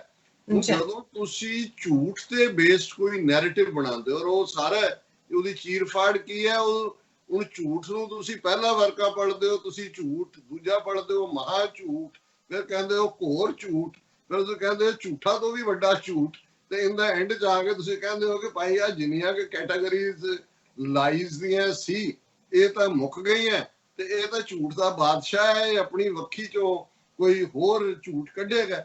ਔਰ ਇਹ ਇਵੇਂ ਹੀ ਹੈ ਜਿਵੇਂ, ਔਰ ਅੱਜ ਵੀ ਮੈਨੂੰ ਇਹ ਲੱਗਦਾ ਹੈ ਕਿ ਵੀ ਇਹਨੇ ਮਰਵਾਉਣਾ ਵੀ ਹੈ ਮੁਲਕ ਨੂੰ ਅਲਟੀਮੇਟਲੀ। ਜਿਵੇਂ ਕਿਸੇ ਮੁਲਕ ਨੂੰ ਤੋੜਨ ਦੇ ਲਈ ਹਿਟਲਰ ਚਾਹੀਦਾ ਹੁੰਦਾ ਹੈ, ਔਰ ਇਹ ਸਾਰੀਆਂ ਉਹ ਕੁਆਲੀਫਿਕੇਸ਼ਨਸ ਪੂਰੀਆਂ ਕਰਦਾ ਹੈ। ਔਰ ਇਹ ਜਿਹੜਾ ਹੈ ਇਹ ਕੋਟ ਜਿਹੜੀ ਇਹ ਸਾਰੇ ਚ ਮੈਨੂੰ ਯਾਦ ਆ ਰਹੀ ਸੀ, ਉਹਨੇ ਕਿਹਾ ਇਹ ਕੋਟ ਹੈ ਕਿ each time history repeats itself the price goes up। History ਤਾਂ ਰਿਪੀਟ ਕਰਦੀ ਹੈ, ਲੇਕਿਨ ਹਰ ਵਾਰ ਜਦੋਂ ਹਿਸਟਰੀ ਰਿਪੀਟ ਕਰਦੀ ਉਹਦਾ ਭਾਅ ਬੜਾ ਵੱਧ ਜਾਂਦਾ ਹੈ। ਤਾਂ ਮੈਨੂੰ ਲੱਗਦਾ ਹੈ ਵੀ ਨਹਿਰੂ ਨੇ ਜਦੋਂ ਬਾੜ ਦੇ ਵਿੱਚ ਜਿਹੜੀ ਹੈ ਜਿਹਨੂੰ ਉਸ ਜ਼ਮਾਨੇ 'ਚ ਫਾਰਵਰਡ ਪਾਲਿਸੀ ਕਿਹਾ ਜਾਂ ਲੁੱਕ ਈਸਟ ਦੇ ਨਾਂ ਥੱਲੇ ਉਹ ਗੋਆ ਤਾਜ਼ਾ ਲਿਆ ਸੀ, ਦਿਲਵਦੀ ਕਰਕੇ ਉਹਨਾਂ ਨੇ ਕਿਹਾ ਜੀ ਉਖਾੜ ਕੇ ਮਾਰੋ ਚੀਨ ਦੀਆਂ ਪੋਸਟਾਂ, ਤੇ ਬਾਅਦ 'ਚ ਕੀ ਹੋਇਆ, ਕਿੰਨੇ ਹਜ਼ਾਰ ਸਕੁਅਰ ਕਿਲੋਮੀਟਰ ਜਿਹੜੀ ਹੈ 90,000 ਸਕੁਅਰ ਕਿਲੋਮੀਟਰ ਦੇ ਕਰੀਬ ਟੈਰੀਟਰੀ ਵੀ ਗਵਾਈ। ਵਿਦਿਨ 2 ਇਅਰਸ ਜਿਹੜਾ ਨਮੋਸ਼ੀ ਦੀ ਮੌਤ ਵੀ ਮਰਿਆ ਨਹਿਰੂ। ਲੇਕਿਨ ਮਤਲਬ ਅੱਜ ਉਹਦਾ ਜ਼ਿਕਰ ਕਰਨ ਤੋਂ ਕਹਿੰਦੇ ਜੀ ਹਮ ਉਹ 62 ਵਾਲੇ ਨਹੀਂ ਰਹੇ। ਔਰ ਮੈਨੂੰ ਜਦੋਂ ਗਰਾਊਂਡ ਤੇ ਮੈਂ ਦੇਖਦਾ ਹਾਂ ਜਿਸ ਕਿਸਮ ਦੀਆਂ ਜਬਲੀਆਂ ਇਹ ਮਾਰ ਰਿਹਾ ਮੋਦੀ, ਜਿਸ ਕਿਸਮ ਦਾ ਸਟਰੋਂਗ ਸੱਚਮੁੱਚ ਹੀ ਇਹ ਆਪਣੇ ਆਪ ਨੂੰ ਸਮਝਣ ਲੱਗ ਗਏ ਨੇ ਉਹ ਕਹਾਣੀ ਵੀ ਹੁਣ ਘਿਸ ਗਈ ਹੈ। ਕਹਿ ਗਿਆ ਕਿ ਵੀ ਬੱਗੀ ਅੱਖੀ ਮਰਵਾਉਣ ਵਾਲੀ ਗੱਲ ਕਿ ਭਾਈ ਅੱਖਾਂ ਜਿਹੜੀਆਂ ਚਿੱਟੀਆਂ ਨੇ ਤੇ ਉਹ ਜਿਹੜਾ ਉਹ ਸਮਝਦਾ ਹੈ ਕਿ ਵੀ ਮੈਂ ਲਾਲ ਅੱਖਾਂ ਦੇ ਨਾਲ ਜੇ ਅੱਖਾਂ ਲਾਲ ਹੋ ਜਾਣ ਤੇ ਸ਼ੇਰ ਨੂੰ ਮੈਂ ਢਾ ਲਾਂਗਾ। ਸੋ ਕੁੱਲ ਮਿਲਾ ਕੇ ਮੋਦੀ ਦਾ ਸਾਰਾ ਜਿਹੜਾ ਇਸ ਕਿਸਮ ਦਾ ਨੋਟੰਕੀ ਦਾ ਇੱਕ ਜਿਹੜਾ ਉਹਦਾ ਇੱਕ ਜਿਹਨੂੰ ਇੱਕ ਪਲੇਸ ਸੀ ਉਸ ਦੇ ਵਿੱਚ ਜ਼ਾਹਰ ਹੈ ਕਿ ਵੀ ਉਹਨੇ ਆਪਣੇ ਅੰਦਾਜ਼ ਦੇ ਵਿੱਚ ਬਿਲਕੁਲ ਜਿਹਨੂੰ ਕਹਿੰਦੇ ਨੇ ਕਿ we to put the finger at the every right thing ਜਿਹੜੀ ਲੋਕ ਸੁਣਨਾ ਚਾਹੁੰਦੇ ਨੇ। ਉਹ ਕਹਿੰਦੇ ਉਹਨੇ ਕੀ ਕਿਹਾ, ਉਹਨੇ ਕਿਹਾ ਜੀ ਜੋ ਲੋਕ ਸੁਣਨਾ ਚਾਹੁੰਦੇ ਨੇ। ਲੋਕ ਕੀ ਸੁਣਨਾ ਚਾਹੁੰਦੇ ਨੇ ਕਿ ਜੀ ਹਮ ਬਹੁਤ ਬਹਾਦਰ ਹੈ, ਸਾਡੀ ਫੌਜ ਉਹਦਾ ਕੀ ਮੁਕਾਬਲਾ ਹੈ, ਚੀਨ ਨੂੰ ਅਸੀਂ ਜਿਹੜਾ ਉਹ ਟਿਕਾਣੇ ਲਾਤਾ, ਦੇਖੋ ਸਾਡੇ ਬਹਾਦਰ ਸਿਪਾਹੀਆਂ ਦਾ ਹਰ ਥਾਂ ਉਹੀ ਕਹਿ ਰਹੇ। ਔਰ ਇਸ ਸਾਰੇ ਦੇ ਵਿੱਚ ਮੈਂ ਸਮਝਦਾ ਵੀ ਜਿਹੜਾ ਚੀਨ ਦਾ ਰਿਸਪੌਂਸ ਹੈ ਉਹ ਬੜਾ ਮਿਸ਼ਰਡ ਵੀ ਹੈ। ਔਰ ਇਹ ਅਜੇ ਲਦਾਖ ਦੇ ਵਿੱਚ ਸ਼ਾਇਦ ਵਾਪਸ ਜਹਾਜ਼ ਹੀ ਉੱਡ ਰਿਹਾ ਹੋਣਾ ਹੈ, ਜਦੋਂ ਕਿ ਚੀਨ ਨੇ ਇਸ ਦੇ ਉੱਤੇ ਆਪਣਾ ਰਿਐਕਸ਼ਨ ਦਿੰਦੇ ਆ ਇਹਨਾਂ ਨੂੰ ਵਾਰਨ ਵੀ ਕੀਤਾ। ਔਰ ਉਹਨਾਂ ਨੇ ਇਹ ਵੀ ਕਿਹਾ ਕਿ ਭਾਈ in negotiations with India to lower temperatures through military and diplomatic channels, China says need to avoid escalation। ਇਹ ਉਹਨਾਂ ਨੇ polite warning ਦਿੱਤੀ। ਉਹਨਾਂ ਨੇ ਕਿਹਾ ਦੇਖੋ ਇਹ ਮਤ ਕਰੋ। ਪਰ ਇਹੀ ਗੱਲ ਬਾਅਦ ਚ ਵੀ ਗਈ ਸੀ, ਚੌਨ ਲਾਈ ਨੇ ਕਲਕੱਤੇ ਆਇਆ ਨਹਿਰੂ ਨੇ ਕਿਹਾ ਵੀ ਮਤ ਕਰੋ ਇਹ ਕੰਮ, ਇਹ ਜਿਹੜੀ ਫਾਰਵਰਡ ਪਾਲਿਸੀ ਦੇ ਨਾਂ ਥੱਲੇ ਤੁਸੀਂ ਕਰ ਰਹੇ ਹੋ, ਡੀਲ ਕਰੋ। ਅਸੀਂ ਇਹਨੂੰ ਮੈਕਮੋਹਨ ਲਾਈਨ ਨੂੰ ਇਹਨੂੰ ਅਸੀਂ ਨਹੀਂ ਮੰਨਦੇ ਹੈ, ਤੁਹਾਡੀ ਇਹਨੂੰ ਪ੍ਰੋਪਰ ਬਾਰਡਰ ਡਰਾ ਕਰੋ। ਔਰ ਮੌਸੇ ਤੁੰਗ ਵੀ ਚਾਹੁੰਦਾ ਸੀ ਕਿਉਂਕਿ ਆਲਰੇਡੀ ਚਾਈਨਾ ਕੋਰੀਅਨ ਵਾਰ ਚੋਂ ਨਿਕਲਿਆ ਸੀ, ਵਾਪਸ ਰੀਬਿਲਡ ਕਰ ਰਿਹਾ ਸੀ। ਰਸ਼ੀਆ ਨਾਲ ਵੀ ਉਹਨਾਂ ਦਾ ਸੋਵੀਅਤ ਯੂਨੀਅਨ ਉਸ ਵੇਲੇ ਦਾ ਬਾਰਡਰ ਕਨਫਲਿਕਟ ਅਜੇ ਚੱਲ ਰਿਹਾ ਸੀ ਔਰ ਉਹ ਨਹੀਂ ਸੀ ਚਾਹੁੰਦੇ ਵੀ, ਕਿਉਂਕਿ ਸੋਵੀਅਤ ਯੂਨੀਅਨ ਨਾਲ ਵੀ ਬਾਰਡਰ ਲੱਗਦਾ ਹੈ, ਚੀਨ ਦਾ ਮੇਰੇ ਖਿਆਲ ਹੈ 15 ਮੁਲਕਾਂ ਨਾਲ ਲੱਗਦਾ। ਸੋ ਉਹ ਨਹੀਂ ਸੀ ਚਾਹੁੰਦੇ, ਪਰ ਇਹਨਾਂ ਨੂੰ ਲੱਗਦਾ ਸੀ ਕਿ ਵੀ ਵਾਹ ਵਾਹ ਵਾਹ ਅਸੀਂ ਤਾਂ ਗੋਆ ਲੈ ਲਿਆ, ਅਸੀਂ ਤਾਂ ਹੈਦਰਾਬਾਦ ਫਤਿਹ ਕਰ ਲਿਆ ਸੀ, ਅਸੀਂ ਤਾਂ ਪਾਕਿਸਤਾਨ ਦਾ ਪਾਣੀ ਬੰਦ ਕਰ ਦਿੱਤਾ ਸੀ ਔਰ ਅਸੀਂ ਕਸ਼ਮੀਰ ਤੇ ਕਬਜ਼ਾ ਕੀਤਾ ਹੋਇਆ। ਲੇਕਿਨ ਫਿਰ ਇਨ ਦਾ ਐਂਡ ਸਾਨੂੰ ਪਤਾ ਹੈ ਵੀ ਕੀ ਹੈ ਸ਼ਰਰ ਐਗਜ਼ੈਕਟਲੀ ਇਸੇ ਲਾਈਨ ਤੇ ਹੁਣ ਵੀ ਚਾਈਨਾ ਜਿਹੜਾ ਉਹਨਾਂ ਨੂੰ ਪੋਲਾਈਟਲੀ ਕਹਿ ਰਿਹਾ, China has said it is in communication and negotiations with India on lowering the temperatures through military and diplomatic channels। ਇਹ ਜਿਹੜੀ lieutenant general major general level ਦੀ ਮੀਟਿੰਗ ਮਿਲਟਰੀ ਚੈਨਲ ਹੈ, ਡਿਪਲੋਮੈਟਿਕਲੀ ਵੀ ਉਹ ਕਰ ਰਹੇ ਨੇ। ਔਰ ਉਹਦੇ ਚ ਉਹਨਾਂ ਨੇ ਦੂਜੀ ਵਾਰਨਿੰਗ ਵੀ, ਇਹ ਚਾਈਨੀਜ਼ ਦਾ ਸਟਾਈਲ ਹੈ, no party should engage in any action that may escalate the situation at this point। ਉਹਨਾਂ ਕਿਹਾ ਵੀ ਕੋਈ ਪਾਰਟੀ ਇਹ ਨਾ ਕਰੇ ਕਿ ਹਾਲਾਤ ਜਿਹੜੇ ਨੇ ਉਹ ਹੋਰ ਬਦਤਰ ਹੋਣ। ਉਹਨਾਂ ਦੇ ਫੋਰਨ ਮਿਨਿਸਟਰੀ ਦੇ ਸਪੋਕਸਪਰਸਨ ਨੇ ਜ਼ਾਓ ਲੀਜਨ, ਇਹ ਬੜਾ ਆਰਟੀਕੂਲੇਟ ਬੰਦਾ ਹੈ ਔਰ ਉਹਦੇ ਚ ਉਹਨਾਂ ਇਸ ਦੇ ਉੱਤੇ ਵੀ ਉਹਨਾਂ ਨੇ ਜਿਹੜਾ ਇਹ ਸੋ ਕਾਲਡ ਬਾਈਕਾਟ ਦੀ ਲਾਈਨ ਲੈ ਰਹੇ ਨੇ, ਉਹਨਾਂ ਨੇ ਉਹਦੇ ਤੇ ਵੀ ਬੜਾ ਪੋਲਾਈਟਲੀ ਇਹ ਕਿਹਾ ਕਿ we artificial blocks to bilateral cooperation violated the rules of World Trade Organization and would harm India's interests। ਉਹਨਾਂ ਨੇ ਕਿਹਾ ਕਿ ਵੀ ਇਹ ਜੋ ਤੁਸੀਂ ਕਰ ਰਹੇ ਹੋ, ਇਹ ਆਰਟੀਫਿਸ਼ੀਅਲ ਬਲੌਕੇਡ ਕਰ ਰਹੇ ਹੋ, ਪੋਰਟਸ ਦੇ ਉੱਤੇ ਰੋਕਿਆ ਹੋਇਆ, ਇਹ ਤੁਸੀਂ ਵਾਇਓਲੇਟ ਕਰ ਰਹੇ ਹੋ ਵਰਲਡ ਟ੍ਰੇਡ ਆਰਗੇਨਾਈਜੇਸ਼ਨ ਦੇ ਐਗਰੀਮੈਂਟ ਨੂੰ ਔਰ ਅਲਟੀਮੇਟਲੀ ਇਹ ਜਿਹੜੇ ਨੇ ਤੁਹਾਡੇ ਇੰਟਰਸਟ ਨੂੰ ਹਾਰਮ ਕਰਨਗੇ। ਔਰ ਇਹੋ ਜਿਹੇ ਕੰਮ ਇਹਨਾਂ ਨੇ ਬੰਗਲਾਦੇਸ਼ ਦੇ ਨਾਲ ਵੀ ਕਰਨ ਦੀ ਕੋਸ਼ਿਸ਼ ਕੀਤੀ। ਔਰ ਇੱਕ ਖਬਰ ਅੱਜ ਜਿਹੜੀ ਪ੍ਰੋਮੀਨੈਂਟਲੀ BBC ਨੇ ਦਿੱਤੀ ਹੈ ਕਿ ਬੰਗਲਾਦੇਸ਼ ਨੇ ਜਿਹੜੇ ਉਹਨਾਂ ਦੇ ਟਰੱਕ ਸਾਰੇ ਖੜੇ ਨੇ 500 ਦੇ ਕਰੀਬ, ਉਹ ਰੋਕ ਲਏ ਨੇ। ਉਹਨਾਂ ਨੇ ਕਿਹਾ ਕਿ ਭਾਈ ਜੇ ਤੁਸੀਂ ਜਿਹੜਾ ਆਫਟਰ ਇਹ ਖਬਰ ਹੈ financial express the, after Bengal's curbs on imports from Bangladesh, Dhaka stops Indian trucks। और पूरी लाइन च लगी हुई है कि 1000 तो ज्यादा truck move to retaliate after Bengal's curbs on imports from Bangladesh to stop spread of COVID। उन्होंने कहा जी भी बांग्लादेश ने ਜਿਹੜੇ ਨੇ ਉਹ ਇੰਡੀਅਨ ਟਰੱਕ ਜਿਹੜੇ ਨੇ ਰੋਕ ਦਿੱਤੇ ਨੇ। ਉਹਨਾਂ ਕਿਹਾ ਜੀ ਤੁਹਾਡਾ ਸਟਫ ਵੀ ਇੱਥੇ ਨਹੀਂ ਆਏਗਾ ਕਿਉਂਕਿ ਉਹਨਾਂ ਨੇ ਕਰਬ ਲਾਏ ਨੇ। ਔਰ ਉਹਨਾਂ ਨੇ ਕਿਹਾ ਵੀ ਇਹਦਾ ਨੁਕਸਾਨ ਵੀ ਭਾਰਤ ਨੂੰ ਹੀ ਹੋਏਗਾ ਕਿਉਂਕਿ ਜਿੰਨਾ ਰਾ ਮਟੀਰੀਅਲ ਹੈ ਟੈਕਸਟਾਈਲ ਦੇ ਵਿੱਚ ਹੁਣ, ਕਿਉਂਕਿ ਚਾਈਨਾ ਨੇ ਬੰਗਲਾਦੇਸ਼ ਨੂੰ ਇਸ ਲਈ ਹੌਸਲਾ ਹੋਇਆ ਕਿ ਚਾਈਨਾ ਨੇ ਕਿਹਾ ਬੰਗਲਾਦੇਸ਼, ਮਿਆਂਮਾਰ ਔਰ ਦੂਸਰੇ ਨੂੰ ਕਿ ਭਾਈ ਤੁਹਾਡਾ ਜਿਹੜਾ ਸਟਫ ਆਏਗਾ ਚੀਨ ਚ ਉਹਦੇ ਤੇ ਅਸੀਂ ਕੋਈ ਟੈਰਿਫ ਨਹੀਂ ਲਾਵਾਂਗੇ, ਕੋਈ ਚੁੰਗੀ ਨਹੀਂ ਲਾਵਾਂਗੇ। तो ਹੁਣ ਉਹਨਾਂ ਨੂੰ ਲੱਗਦਾ ਵੀ ਇੰਡੀਆ ਦੇ ਬੰਦ ਕਰੋ। ਔਰ ਜ਼ਾਹਰ ਹੈ ਚਾਈਨਾ ਦੇ ਨਾਲ ਉਹ ਆਪਣੀ ਸੋਲੀਡੈਰਿਟੀ ਵੀ ਦਿਖਾ ਰਹੇ ਨੇ ਕਿ ਜੇ ਇਹਨਾਂ ਨੇ ਤੁਹਾਡੇ ਚੀਜ਼ਾਂ ਨੂੰ ਜਿਹੜਾ ਡਿਲੇ ਕਰਨ ਦੀ ਕੋਸ਼ਿਸ਼ ਕੀਤੀ ਹੈ। ਸੋ ਕੁੱਲ ਮਿਲਾ ਕੇ ਪਰ ਮੈਂ ਇਹ ਦੇਖ ਰਿਹਾ ਕਿ ਜੇ ਇਹਨਾਂ ਦੇ 130 ਕਰੋੜ ਲੋਕਾਂ ਨੇ 130 ਚੋਂ ਤੁਸੀਂ ਸਿੱਖ ਮੁਸਲਮਾਨ ਦਲਿਤ ਦੂਜੇ ਕੱਢ ਲਓ, ਪਰ ਕਿਉਂਕਿ ਹੁਣ ਨੈਰੇਟਿਵ ਉਹਦੇ ਨਾਲ ਬਣਦਾ ਹੈ, ਜੇ ਤਾਂ ਮੋਦੀ ਦਾ ਕੜਾ ਖਾਣਾ ਗੱਲਾਂ ਦਾ ਜਿਹਦੇ ਚ ਉਹਨੇ ਕਦੇ ਘਿਓ ਤਾਂ ਘੱਟ ਨਹੀਂ ਪਾਣਾ, ਤੇ ਫਿਰ ਇਹੀ ਹੈ ਕਿ ਭੁੱਖੇ ਮਰਨਗੇ ਔਰ ਜੁੱਤੀਆਂ ਖਾਣ।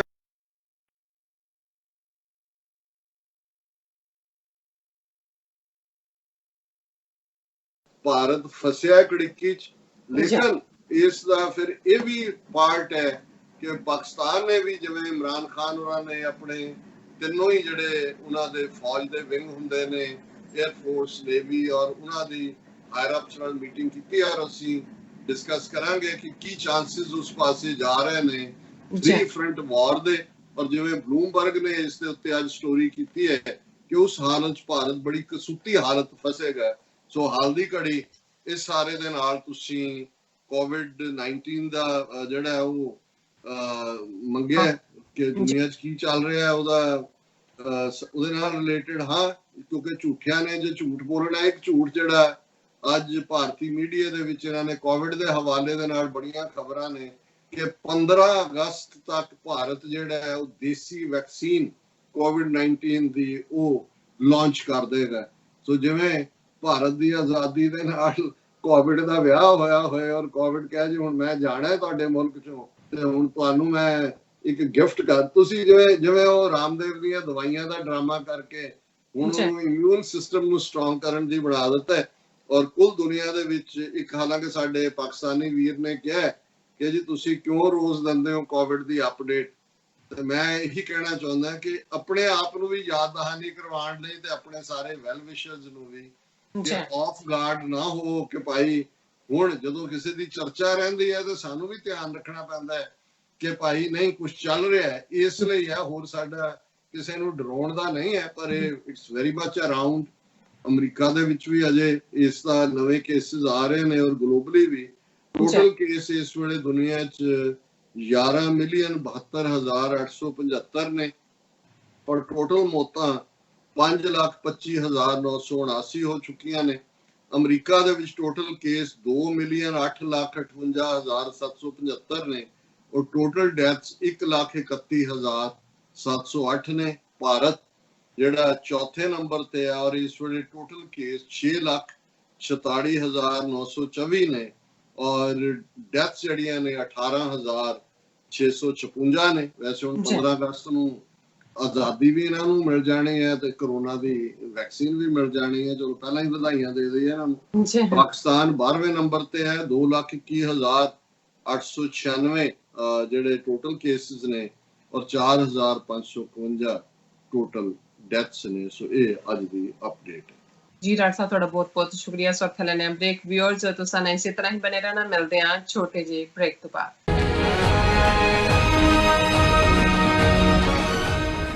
ਕੋਰੋਨਾ ਵਾਇਰਸ ਦੇ ਸੰਕਟ ਦੇ ਚੱਲਦਿਆਂ ਅਮਰੀਕਾ ਵਿੱਚ ਐਮਰਜੈਂਸੀ ਐਲਾਨੀ ਜਾ ਚੁੱਕੀ ਹੈ। ਲੋੜਵੰਦ ਬਜ਼ੁਰਗਾਂ ਅਤੇ ਵਾਇਰਸ ਤੋਂ ਪੀੜਤ ਲੋਕਾਂ ਦੀ ਮਦਦ ਲਈ ਯੂਨਾਈਟਿਡ ਸਟੇਟਸ ਵੱਲੋਂ ਐਮਰਜੈਂਸੀ ਹੌਟਲਾਈਨ ਨੰਬਰ ਉਮੀਦ ਜਾਰੀ ਕੀਤਾ ਗਿਆ। ਖਾਣ ਪੀਣ ਦੇ ਸਮਾਨ ਤੋਂ ਲੈ ਕੇ ਦਵਾਈਆਂ ਤੱਕ ਆਪ ਸਭ ਅਮਰੀਕਾ ਭਰ ਵਿੱਚੋਂ ਕਾਲ ਕਰਕੇ ਮਦਦ ਲੈ ਸਕਦੇ ਹੋ। ਆਓ ਇਸ ਔਖੇ ਸਮੇਂ ਵਿੱਚ ਗੁਰੂ ਨਾਨਕ ਸਾਹਿਬ ਦੇ ਫਲਸਫੇ ਨੂੰ ਅੱਗੇ ਤੋਰਦਿਆਂ ਮਨੁੱਖਤਾ ਦੇ ਭਲੇ ਲਈ ਇਕਮੁੱਠ ਹੋਈਏ। ਉਮੀਦ 8558786333। ਕੀ ਤੁਸੀਂ ਆਪਣੇ ਟੈਕਸਿਸ ਨੂੰ ਲੈ ਕੇ ਚਿੰਤਤ ਹੋ? ਤੁਸੀਂ ਆਪਣੀ ਕਮਾਈ ਲਈ ਮਿਹਨਤ ਕਰਦੇ ਹੋ, ਭਾਵੇਂ ਤੁਸੀਂ ਨੌਕਰੀ ਵਿੱਚ ਹੋਵੋ ਜਾਂ ਆਪਣਾ ਬਿਜ਼ਨਸ ਚਲਾਉਂਦੇ ਹੋ। ਜਦੋਂ ਟੈਕਸ ਭਰਨ ਦਾ ਸਮਾਂ ਆਉਂਦਾ ਤਾਂ ਤੁਹਾਨੂੰ ਇੱਕ ਭਰੋਸੇਯੋਗ ਟੈਕਸ ਅਕਾਊਂਟੈਂਟ ਦੀ ਲੋੜ ਹੈ ਜੋ ਟੈਕਸ ਬੈਲੈਂਸ ਦਾ ਤੁਹਾਡੇ ਪੱਖ ਵਿੱਚ ਜਾਣਾ ਯਕੀਨੀ ਬਣਾਵੇ। ਸਿਆਟਲ ਦੀ ਜਾਣੀ ਪਛਾਣੀ company Accurate Accountants and Taxes ਤੁਹਾਡੀ ਸੇਵਾ ਵਿੱਚ ਹਾਜ਼ਰ ਹੈ। ਅਸੀਂ ਹਰ ਤਰ੍ਹਾਂ ਦੇ ਟੈਕਸ ਭਰਨ ਵਿੱਚ ਤੁਹਾਡੀ ਮਦਦ ਕਰਾਂਗੇ।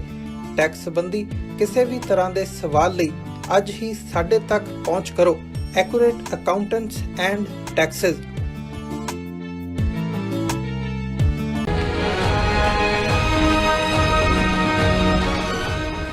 ਦਰਸ਼ਕੋ, ਬ੍ਰੇਕ ਤੋਂ ਬਾਅਦ ਤੁਹਾਡਾ ਸਭ ਦਾ ਭਰਪੂਰ ਸਵਾਗਤ ਹੈ। ਸੋ ਥਰਡ ਵਾਲੇ ਸੈਗਮੈਂਟ ਦੇ ਵਿੱਚ ਆਪਾਂ ਗੱਲਬਾਤ ਕਰਨ ਜਾ ਰਹੇ ਹਾਂ ਕਿ ਕਿਸ ਤਰ੍ਹਾਂ ਪਾਕਿਸਤਾਨ ਦੇ ਪ੍ਰਧਾਨ ਮੰਤਰੀ ਇਮਰਾਨ ਖਾਨ ਨੇ ਉੱਚ ਪੱਧਰੀ ਸਿਕਿਉਰਿਟੀ ਮੀਟਿੰਗ ਕੀਤੀ, ਜਿਸ ਵਿੱਚ ਜ਼ਮੀਨੀ ਫੌਜ, ਹਵਾਈ ਫੌਜ ਤੇ ਨੇਵਲ ਫੌਜ ਦੇ ਮੁਖੀਆਂ ਸਮੇਤ chief of army staff general Bajwa ਵੀ ਸ਼ਾਮਲ ਹੋਏ। ਕੀ ਇੱਕੋ ਵੇਲੇ ਅਮਰੀਕਾ ਤੇ ਚੀਨ ਦੀ ਭਾਰਤ ਨਾਲ ਜੰਗ ਛਿੜ ਸਕਦੀ ਹੈ? ਇਸ ਬਾਰੇ ਵਿਚਾਰ ਚਰਚਾ ਕਰਨ ਜਾ ਰਹੇ ਹਾਂ। ਸੋ ਅਸੀਂ ਚਾਹਾਂਗੇ ਕਿ ਤੁਸੀਂ ਸਾਡੇ ਨਾਲ ਇਸੇ ਤਰ੍ਹਾਂ ਹੀ ਬਣੇ ਰਹਿਣਾ। ਦੇਖਣ ਸੁਣਨ ਲਈ ਤੁਹਾਡਾ ਸਭ ਦਾ ਬਹੁਤ ਬਹੁਤ ਸ਼ੁਕਰੀਆ ਜੀ। ਡਾਕਟਰ ਸਾਹਿਬ, ਕੀ ਵਿਚਾਰਾਂ ਨੇ ਇਸ ਮੁੱਦੇ ਬਾਰੇ?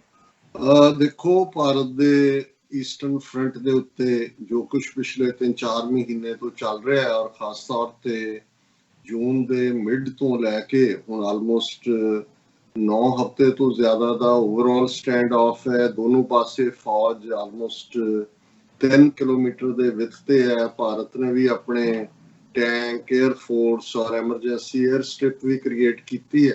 ਔਰ ਚਾਈਨਾ ਜਿਹੜਾ ਕਿ ਬਿਲਕੁਲ ਕੈਲਕੂਲੇਟਡ ਤਰੀਕੇ ਦੇ ਨਾਲ ਉਹਨਾਂ ਨੇ ਇਨਫਰਾਸਟ੍ਰਕਚਰ ਪਿਛਲੇ ਕਈ ਸਾਲਾਂ ਤੋਂ ਬਿਲਡ ਕੀਤਾ ਹੈ, ਔਰ ਉਹ ਵੱਡੀ ਗਿਣਤੀ 'ਚ ਫੌਜ ਨੂੰ ਔਰ ਹਵਾਈ ਫੌਜ ਨੂੰ ਔਰ ਜਿਸ ਪਾਸੇ ਮਰਜ਼ੀ ਉਹਨਾਂ ਦੀ ਮੋਬਿਲਿਟੀ ਹੈ।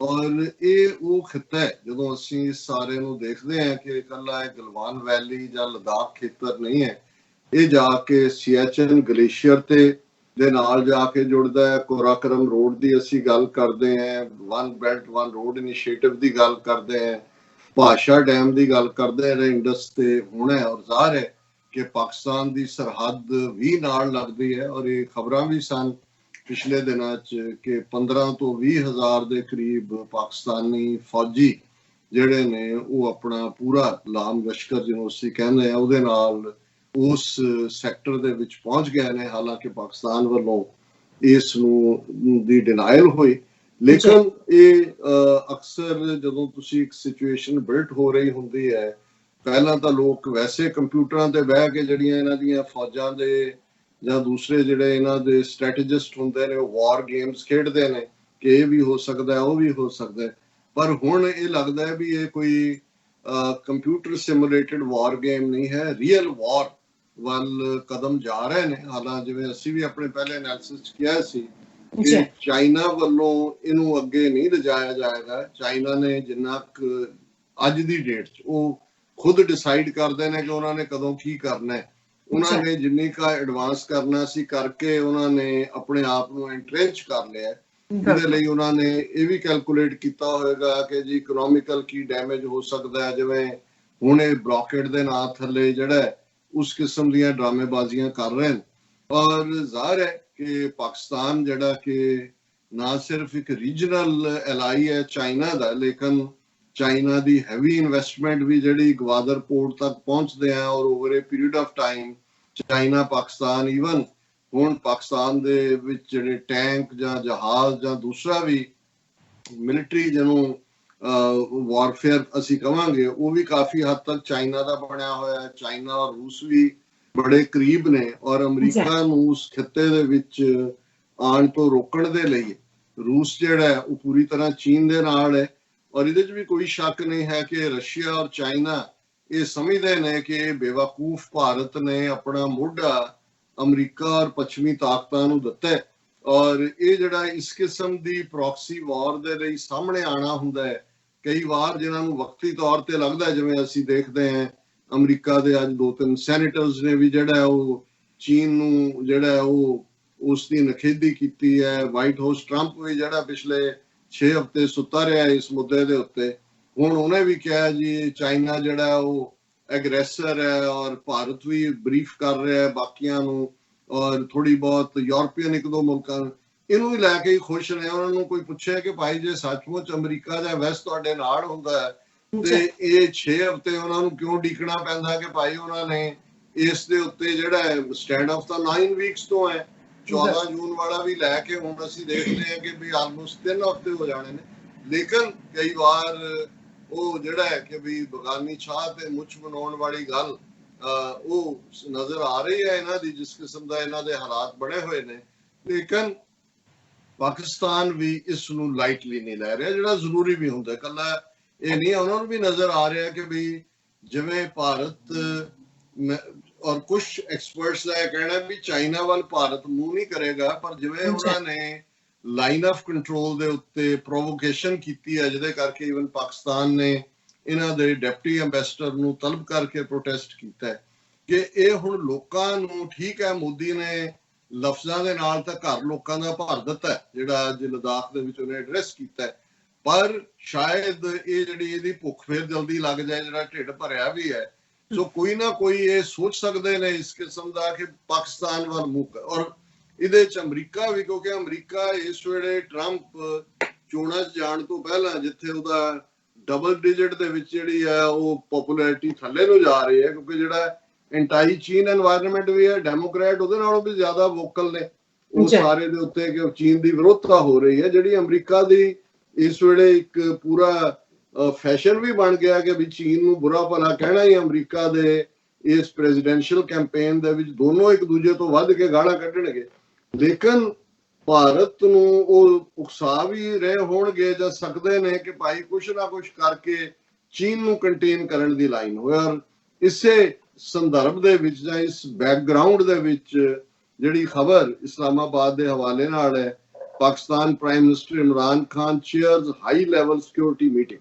ਇਸ ਕਿਸਮ ਦੀਆਂ ਜਿਹੜੀਆਂ ਹਾਈ ਲੈਵਲ ਹੁੰਦੀਆਂ ਨੇ ਉਹ ਇਧਰ ਜੇ ਵਾਰ ਤੁਹਾਡੇ ਸਿਰ ਦੇ ਉੱਤੇ ਮੰਡਰਾ ਰਹੀ ਹੈ ਜਾਂ ਤੁਸੀਂ ਜਾਣ ਦਾ ਫੈਸਲਾ ਕਰਨਾ, ਜਦੋਂ ਪਬਲਿਕ ਹੁੰਦੀ ਹੈ ਮੀਟਿੰਗ, ਉਹਦੀ ਖਬਰ ਹੁੰਦੀ ਹੈ, ਫਿਰ ਇਹ ਦੁਸ਼ਮਣ ਨੂੰ ਦੱਸਣਾ ਵੀ ਹੁੰਦਾ ਹੈ ਕਿ ਵੀ ਅਸੀਂ ਸੁੱਤੇ ਨਹੀਂ ਹੋਏ। ਔਰ ਇਹ ਮੀਟਿੰਗ ਵੀ ਫਰਾਈਡੇ ਹੋਈ ਔਰ ਉਹਦੇ ਚ ਉਹਨਾਂ ਨੇ ਇਸ ਗੱਲ ਦਾ ਅਹਿਦ ਲਿਆ ਕਿ ਵੀ ਅਸੀਂ ਦੇਸ਼ ਦੀ ਸੋਵਰਨਿਟੀ ਨੂੰ ਹਰ ਕੀਮਤ ਦੇ ਉੱਤੇ ਜਿਹੜਾ ਉਹ ਪ੍ਰੋਟੈਕਟ ਕਰਾਂਗੇ। ਔਰ ਇਸ ਦੇ ਵਿੱਚ ਉਹਨਾਂ ਦੇ defence minister Parvez Khattar, chairman joint chief of staff committee general Nadeem Raza ਔਰ chief of army staff general Qamar Javed Bajwa ਇਸ ਦੇ ਵਿੱਚ ਸ਼ਾਮਲ ਸੀ। ਔਰ ਉਹਨਾਂ ਨੇ ਕਿਹਾ ਵੀ ਹਰ ਕੀਮਤ ਦੇ ਉੱਤੇ it resolved that Pakistan believes in peaceful coexistence with its neighbors, but we have both the will and the capacity to defend our people and territorial integrity according to the statement. So ਇਹ ਵੀ otherwise ਇਹ ਖੁਫੀਆ meeting ਵੀ ਹੋ ਸਕਦੀ ਸੀ, ਪਰ ਇਹਨਾਂ ਨੂੰ ਵੀ ਇਹ ਦੱਸ ਦਿੱਤਾ ਹੈ ਕਿ ਭਾਈ ਅਸੀਂ ਹਰ ਕੀਮਤ ਤੇ ਆਪਣੇ ਦੇਸ਼ ਦੀ ਹਰ ਇੰਚ ਜ਼ਮੀਨ ਦੀ ਹਿਫਾਜ਼ਤ ਕਰਾਂਗੇ। ਔਰ ਜੇ ਤੁਸੀਂ ਕੋਈ ਇਸ ਕਿਸਮ ਦੀ ਦਿਲਵਦੀ ਕੀਤੀ ਤੇ ਫਿਰ ਕਹਿਣ ਦਾ ਮਤਲਬ ਹੈ ਫਿਰ ਅਭਿਨੰਦਨ ਨੂੰ ਯਾਦ ਕਰ ਲਓ, ਉਹਨੂੰ ਤਾਂ ਚਾਹ ਪਿਆ ਕੇ ਛੱਡ ਦਿੱਤਾ ਤੇ ਸ਼ਾਇਦ ਆਉਣ ਵਾਲੇ ਪੀਰੀਅਡ ਦੇ ਵਿੱਚ ਉਹ ਤਾਂ ਗੱਲਾਂ ਦਾ ਕੜਾਹ ਖਵਾ ਰਿਹਾ ਤੁਹਾਨੂੰ, ਤੁਹਾਡਾ ਪ੍ਰਾਈਮ ਮਿਨਿਸਟਰ, ਫਿਰ ਤੁਹਾਨੂੰ ਅਸੀਂ ਅਸਲੀ ਕੜਾਹ ਖਵਾ ਦੇਵਾਂਗੇ, ਅਸਲੀ ਹਲਵਾ ਜਿਹਨੂੰ ਫਿਰ ਤੁਸੀਂ ਯਾਦ ਰੱਖੋਗੇ। ਹੁਣ ਬਲੂਮਬਰਗ ਦੁਨੀਆ ਦੀ ਇੱਕ ਬੜੀ ਰੈਪਿਊਟਡ, ਜਦੋਂ ਅਸੀਂ ਕਿੱਥੇ ਕੀ ਚੱਲਦਾ ਹੈ, Washington post, New York Times, Bloomberg ਉਸ ਕੈਟਾਗਰੀ ਚ ਆਉਂਦੇ ਨੇ ਜਿਹੜੇ ਕਈ ਵਾਰ ਲੋਕਲ ਦੇ ਜਜ਼ਬਾਤੀ ਗੱਲ ਨਹੀਂ ਕਰਦੇ, ਉਹ ਐਨਾਲਿਟੀਕਲ ਗੱਲ ਕਰਦੇ ਨੇ। ਔਰ ਉਹਨਾਂ ਦਾ ਅੱਜ ਹੀ ਆਰਟੀਕਲ ਉਹਨੂੰ ਇੰਟਰਸਟਿੰਗਲੀ ਲਿਖਣ ਵਾਲਾ ਵੀ ਜਿਹੜਾ ਉਹ ਇੰਡੀਅਨ ਹੈ, ਸੁਧੀ ਰੰਜਨ ਸਿੰਘ, ਔਰ ਇਹਦਾ ਪੋਲਿਟਿਕਸ ਦੇ ਬਲੂਮਬਰਗ ਸੈਕਸ਼ਨ ਚ ਹੈ, first China now Pakistan, how India's battling on two fronts। ਹਾਲਾਂਕਿ ਇਸ ਤੋਂ ਪਹਿਲਾਂ ਇਹ ਵਾਰ ਡਾਕਟਰੀਨ ਕਦੇ ਉਹਦੀ ਇੱਕ ਫੌਜੀ ਚੀਫ ਦੀ ਕਦੇ ਦੂਜੇ ਦੀ ਪ੍ਰਚਾਰਦੇ ਰਹੇ ਕਿ ਜੀ ਅਸੀਂ ਇੱਕੋ ਵੇਲੇ we can take on both China ਔਰ ਪਾਕਿਸਤਾਨ ਨਾਲ, ਪਰ ਹੁਣ ਇਹਨਾਂ ਦੀ ਜਿਹੜੀ ਹੈ ਉਹ ਪੈਂਟ ਲਿਬੜੀ ਹੋਈ ਹੈ, ਕਿਉਂਕਿ ਇਹਨਾਂ ਨੂੰ ਪਤਾ ਨਹੀਂ ਲੱਗ ਰਿਹਾ ਕਿ ਬਈ ਇਹ ਤਾਂ ਇੱਕੋ ਹੀ ਪਾਸੇ ਜਿਹੜਾ ਉਹ 20 ਬੰਦੇ ਜਿਹੜੇ ਨੇ ਆਪਣੇ ਬੁਥਾੜ ਭੁਨਾ ਕੇ ਹੀ ਨਹੀਂ ਆਪਣੀਆਂ ਜਾਨਾਂ ਗਵਾ ਕੇ ਆ ਗਏ, ਉਹ ਹੱਥੋਂ ਹੱਥ ਦੀ ਲੜਾਈ ਸੀ ਡਾਂਗਾਂ ਦੀ।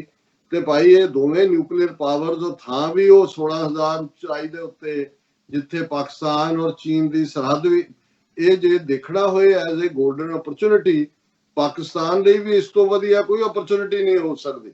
ਔਰ ਚਾਈਨਾ ਦੇ ਲਈ ਤਾਂ ਹੈ ਹੀ, ਕਿਉਂਕਿ ਉਹਨਾਂ ਦਾ ਬਾਰਡਰ ਹੀ ਉਸ ਪਾਸਿਓਂ ਲੱਗਦਾ ਹੈ, ਉਹ ਤਾਂ ਕੋਈ ਹੋਰ ਪਾਸਾ ਨਹੀਂ ਹੈ। ਸਾਰਾ ਲੰਬਾ ਬਾਰਡਰ ਜਿਹੜਾ ਨੇਫਾ ਤੱਕ, ਜਿਹਨੂੰ ਅਰੁਣਾਚਲ ਕਹਿੰਦੇ ਨੇ।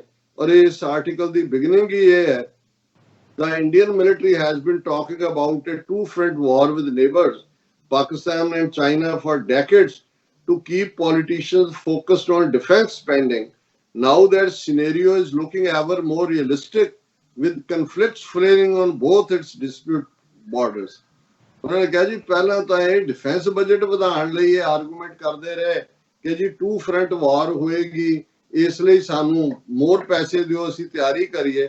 उन्होंने कहा कि भाई बेशक अगे पूरा आर्टिकल है लंबा चौड़ा कि चाइनीज और इंडियन आर्मी कमांडर्स च लद्दाख रीजन दे विच गलबात भी हुई है पर कोई मेजर जिहड़ा ब्रेक थ्रू नहीं होया और सैकंड अटैम्प्ट जिहड़ा उस दे दौरान 20 इंडियन सोल्जर मारे गए सी। वो पहली गलबात की गल करते हैं।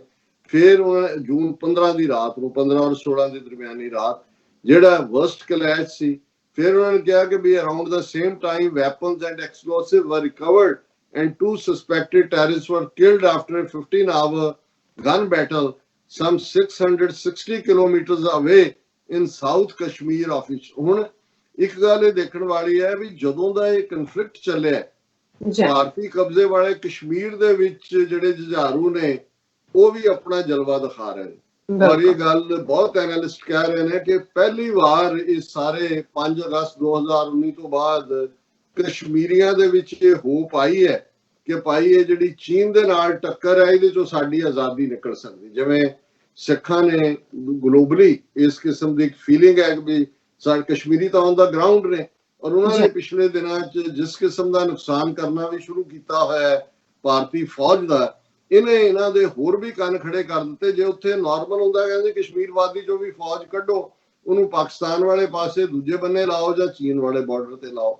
ਫਿਰ ਉਹਨਾਂ ਨੇ ਕਿਹਾ ਕਿ ਭਾਈ ਚੀਨ ਦੇ ਨਾਲ ਔਰ ਪਾਕਿਸਤਾਨ ਨਾਲ ਭਾਰਤ ਨੇ ਬ੍ਰਿਟਿਸ਼ ਰੂਲ ਤੋਂ ਬਾਅਦ ਇੰਨੀਆਂ ਲੜਾਈਆਂ ਲੜੀਆਂ ਨੇ ਔਰ ਇਹ ਜਿਹੜੀ ਹੈ ਹੁਣ ਭਾਰਤ ਜਦੋਂ ਕਿ ਇੱਕ ਪਾਸੇ ਕਰੋਨਾ ਵਾਇਰਸ ਇਨਫੈਕਸ਼ਨ ਫਸਿਆ ਹੋਇਆ ਹੈ ਔਰ ਇਸ ਸਾਰੇ 'ਚ ਮੋਦੀ ਦਾ ਲਦਾਖ ਦੀ ਵਿਜ਼ਿਟ ਤੇ ਜਾਣਾ ਜਿਹੜਾ ਉੱਥੇ ਜਿਹੜਾ ਇਹ 9 ਹਫ਼ਤੇ ਦੇ ਫੇਸ ਆਫ ਤੋਂ ਬਾਅਦ ਹੁਣ ਕੋਈ ਵੀ ਪੁੱਛ ਸਕਦਾ ਹੈ ਜੀ ਜੇ ਤੁਸੀਂ ਫੌਜੀਆਂ ਦਾ ਹੀ ਹੌਸਲਾ ਵਧਾਉਣਾ ਸੀ 9 ਹਫ਼ਤੇ ਤੁਸੀਂ ਕਿੱਥੇ ਲੁਕੇ ਰਹੇ ਕਬਰ ਦੇ ਵਿੱਚ ਵੜ ਗਏ ਸੀ ਕਿਉਂ ਨਹੀਂ ਬਾਹਰ ਨਿਕਲੇ। ਹੁਣ ਉਹਨਾਂ ਨੇ ਕਿਹਾ ਕਿ ਵੀ ਇਹ ਜਿਹੜਾ ਆਪਸੀ ਟੈਨਸ਼ਨ ਚੱਲ ਰਹੀਆਂ ਨੇ ਔਰ ਉਹਨਾਂ ਕਿਹਾ ਵੀ ਨਵੀਂ ਦਿੱਲੀ ਜਿਹੜੀ ਹੈ ਉਹ ਬਹੁਤ ਪ੍ਰੈਸ਼ਰ ਦੇ ਥੱਲੇ ਹੈ। ਉਹ COVID-19 ਹੋਏ ਲਾਈਨ ਆਫ ਕੰਟਰੋਲ ਕਸ਼ਮੀਰ 'ਚ ਹੋਏ ਹੁਣ ਚਾਈਨਾ ਹੋਏ ਇਹ ਉਹਨਾਂ ਨੇ ਕੋਟ ਕੀਤਾ Ian Hall professor of international relations Griffith University Australia ਦੇ ਵਿੱਚ ਉਹਨਾਂ ਨੇ ਕਿਹਾ ਕਿ we have seen relations with both Islamabad and Beijing worsen over the past few years and the result is that both have decided to escalate things during the pandemic when the Modi government is stretched and distracted। ये बड़े important ने दोनों लफ्ज़ उन्होंने कहा भी हुण China और पाकिस्तान ने भी उस मौके ते प्रेशर बिल्ड किया ਜਦੋਂ फसिया होया COVID-19 और डिस्ट्रैक्ट है उन्होंने कोई पता नहीं लग रहा भी नेरा किथे है ते चानन किथे है। उन्होंने कहा बेशक Indian military is huge and contingencies are always kept in mind, said a senior security official who was not authorized to speak to the press. But despite the planning, the need to commit resources to 2 fronts at the same time would stretch the armed forces। ये भी polite way है कि इन्हों handle नहीं कर सकणगे जे 2 prong war ਹੁੰਦੀ ਹੈ। ਉਹਨਾਂ ਨੇ ਕਿਹਾ ਕਿ ਵੀ ਇਹ ਇਸੇ ਲਈ ਜਦੋਂ ਭਾਰਤ ਦਾ ਫੌਜੀ ਚੀਫ ਇਹ ਕਹਿ ਰਿਹਾ ਹੈ ਕਿ it is an eventually Indian army chief has warned of urging the government including the diplomatic corps to be prepared to step in to avoid it। ਉਹ ਕਹਿੰਦਾ ਵੀ ਫੌਜੀ ਚੀਫ ਜਿਹਦਾ ਕੰਮ ਲੜਾਈ ਦੀ ਕਮਾਂਡ ਹੁੰਦਾ ਹੈ ਉਹ ਇਹ ਵਾਰਨ ਕਰ ਰਿਹਾ ਹੈ ਕਿ ਜੀ ਇਹ ਜਿਹੜੀ ਡਿਪਲੋਮੈਟਿਕ ਕਾਰਪਸ ਨੇ ਉਹਨਾਂ ਨੂੰ ਵੀ ਮਤਲਬ ਇਹ ਹੈ ਕਿ ਡਿਪਲੋਮੇਸੀ ਰਾਹੀਂ ਇਹਨੂੰ ਹੱਲ ਕਰੋ। ਫਿਰ ਉਹਨੇ ਸਟ੍ਰੈਚਡ ਰਿਸੋਰਸਿਸ ਦੇ ਥੱਲੇ ਉਹਨਾਂ ਨੇ ਕਿਹਾ ਕਿ ਵੀ ਇਸ ਗੱਲ ਦੀ ਪੋਸੀਬਿਲਿਟੀ ਤਾਂ ਹੈ। ਉਹਨਾਂ ਦਾ ਜਨਰਲ ਮਨੋਜ ਮੁਕੰਦ ਨਰਵਾਣੇ ਕਹਿ ਰਿਹਾ ਔਰ ਉਹਨਾਂ ਕਿਹਾ ਵੀ ਕੱਲਾ ਜਿਹੜਾ ਕੋਈ ਮੁਲਕ ਆਰਮਡ ਫੋਰਸਿਸ ਦੇ ਨਾਲ ਹੀ ਤਾਂ ਨਹੀਂ ਲੜ ਸਕਦਾ। ਇਹ ਭਾਰਤ ਦਾ ਫੌਜੀ ਜਰਨੈਲ ਕਹਿ ਰਿਹਾ ਹੈ country doesn't go to war with its armed forces alone, it has other pillars like diplomatic corps and other organs of government which will come into play to make sure that we are not forced into a corner where we will have to deal with 2 adversaries at the same time and in full strength। ਉਹ ਕਹਿ ਰਹੇ ਵੀ ਬਚਾਓ ਸਾਡੀ ਜਾਨ, ਉਹ 2 ਦੁਸ਼ਮਣ ਜਿਹੜੀ ਪੂਰੀ ਤਾਕਤ ਦੇ ਨਾਲ ਨੇ ਅਸੀਂ ਉਹਨਾਂ ਨੂੰ ਫੇਸ ਨਹੀਂ ਕਰ ਸਕਦੇ। ਸਾਡੇ diplomatic corpus and other channel ਹੁਣ ਰਸ਼ੀਆ ਦੇ ਨਾਲ ਵੀ ਰੋਜ਼ ਗੱਲ ਕਰ ਰਹੇ ਨੇ ਕਿ ਭਾਈ ਸਾਡੀ ਜਾਨ ਛਡਾਓ। ਰਸ਼ੀਆ ਵੀ ਕਹਿੰਦਾ ਤੁਸੀਂ ਦੋਨੋਂ ਬੜੀਆਂ ਰਿਸਪੌਂਸਿਬਲ ਪਾਵਰਸ ਹੋ ਆਪਸ 'ਚ ਗੱਲ ਕਰੋ। ਉਹ ਵੀ ਜਿਵੇਂ ਉਹ ਕੋਈ ਸਾਲਸ ਜਿਹੜਾ ਉਹ ਬਹੁਤ ਮਿੰਨਤਾਂ ਕਰਵਾਉਣਾ ਹੋਏ ਤਾਂ ਕਹਿੰਦਾ ਨਹੀਂ ਇਹ ਤੁਸੀਂ ਮੁੰਡਾ ਕੁੜੀ ਆਪਸ 'ਚ ਫੈਸਲਾ ਕਰ ਲੈਣ। ਇਹ ਘਰ 'ਚ ਹੁੰਦਾ, ਘਰ ਦੀਆਂ ਦੇ ਵਿੱਚ ਲੜਾਈਆਂ ਹੁੰਦੀਆਂ, ਇਹ ਤੁਹਾਨੂੰ ਬਿਠਾਉਣ ਦੀ ਲੋੜ ਨਹੀਂ ਦੋਨਾਂ ਨੂੰ। ਸੋ ਰੂਸ ਨੇ ਇਹ ਰੱਖਿਆ ਅਮਰੀਕਾ ਵੱਲ ਤਾਂ ਮੂੰਹ ਹੀ ਨਹੀਂ। ਸਭ ਤੋਂ ਪਹਿਲਾਂ ਹੁਣ ਉਹ ਜੇ ਡਿਪੈਂਡ ਕਰਦੇ ਨੇ ਅਮਰੀਕਾ ਦਾ ਹਾਲ ਤਾਂ ਦੇਖ ਲਿਆ ਉਹਨਾਂ ਨੇ ਕਿ ਭਾਈ ਜਿਹਦੀ ਸ਼ਹਿਰ ਦੇ ਉੱਤੇ ਅਸੀਂ ਇਹ ਸਾਰੀ ਕਰਤੂਤ ਕੀਤੀ ਔਰ ਉਹ ਤਾਂ ਜਿਹੜਾ ਉਹਨੇ ਪਿੱਠ ਮੋੜ ਲਈ, ਉਹ ਕਹਿੰਦਾ ਵੀ ਕੋਈ ਨਹੀਂ ਬਾਏ ਬਾਏ ਮੋਦੀ। ਔਰ ਇਧਰ ਰੂਸ ਕਹਿੰਦਾ ਨਹੀਂ ਨਹੀਂ ਤੁਸੀਂ ਆਪਸ ਵਿੱਚ ਡੀਲ ਕਰੋ। ਔਰ ਇਹ ਸਾਰੇ ਦੇ ਨਾਲ ਉਹਨੇ ਕਨਕਲੂਡ ਇਹੀ ਕੀਤਾ ਕਿ ਭਾਈ ਇਹਦੀਆਂ ਪੋਸੀਬਿਲਿਟੀਜ਼ ਜੇ ਹੁੰਦੀਆਂ ਨੇ ਤੇ ਫਿਰ ਇਸ ਸਾਰੇ ਚ ਨਾਲ ਦੀ ਨਾਲ ਉਹਨੇ ਕਿਹਾ ਵੀ ਕਸ਼ਮੀਰ ਦਾ ਹਾਲ ਦੇਖ ਲਓ। India's army said it killed 127 terrorists in the first 6 months of the year, about 30% higher from a year ago. ਕਿ ਪਿਛਲੇ ਸਾਲ ਨਾਲੋਂ ਇਸ ਸਾਲ ਜਦੋਂ ਕਿ ਇਹਨਾਂ ਨੇ ਦਾਅਵਾ ਕੀਤਾ ਇੱਕ ਪਾਸੇ ਕਿ ਕਸ਼ਮੀਰ ਸ਼ਾਂਤ ਹੋ ਗਿਆ ਹੈ, ਕਸ਼ਮੀਰੀ ਜਿਹੜੇ ਨੇ ਉਹ ਤਾਂ ਸੈਲੀਬ੍ਰੇਟ ਕਰ ਰਹੇ ਨੇ ਕਿ ਜੀ ਇਹ ਬਹੁਤ ਵਧੀਆ ਕੀਤਾ ਤੁਸੀਂ ਸਾਡਾ ਸਟੇਟਸ ਤੋੜਤਾ। ਉਹ ਕਹਿੰਦੇ ਜਿਹੜੇ ਚੈਲੰਜ ਕਰਨ ਵਾਲੇ ਨੇ ਉਹਦੀ ਗਿਣਤੀ 30% ਵਧੀ ਹੈ ਡੈਥਸ ਦੀ।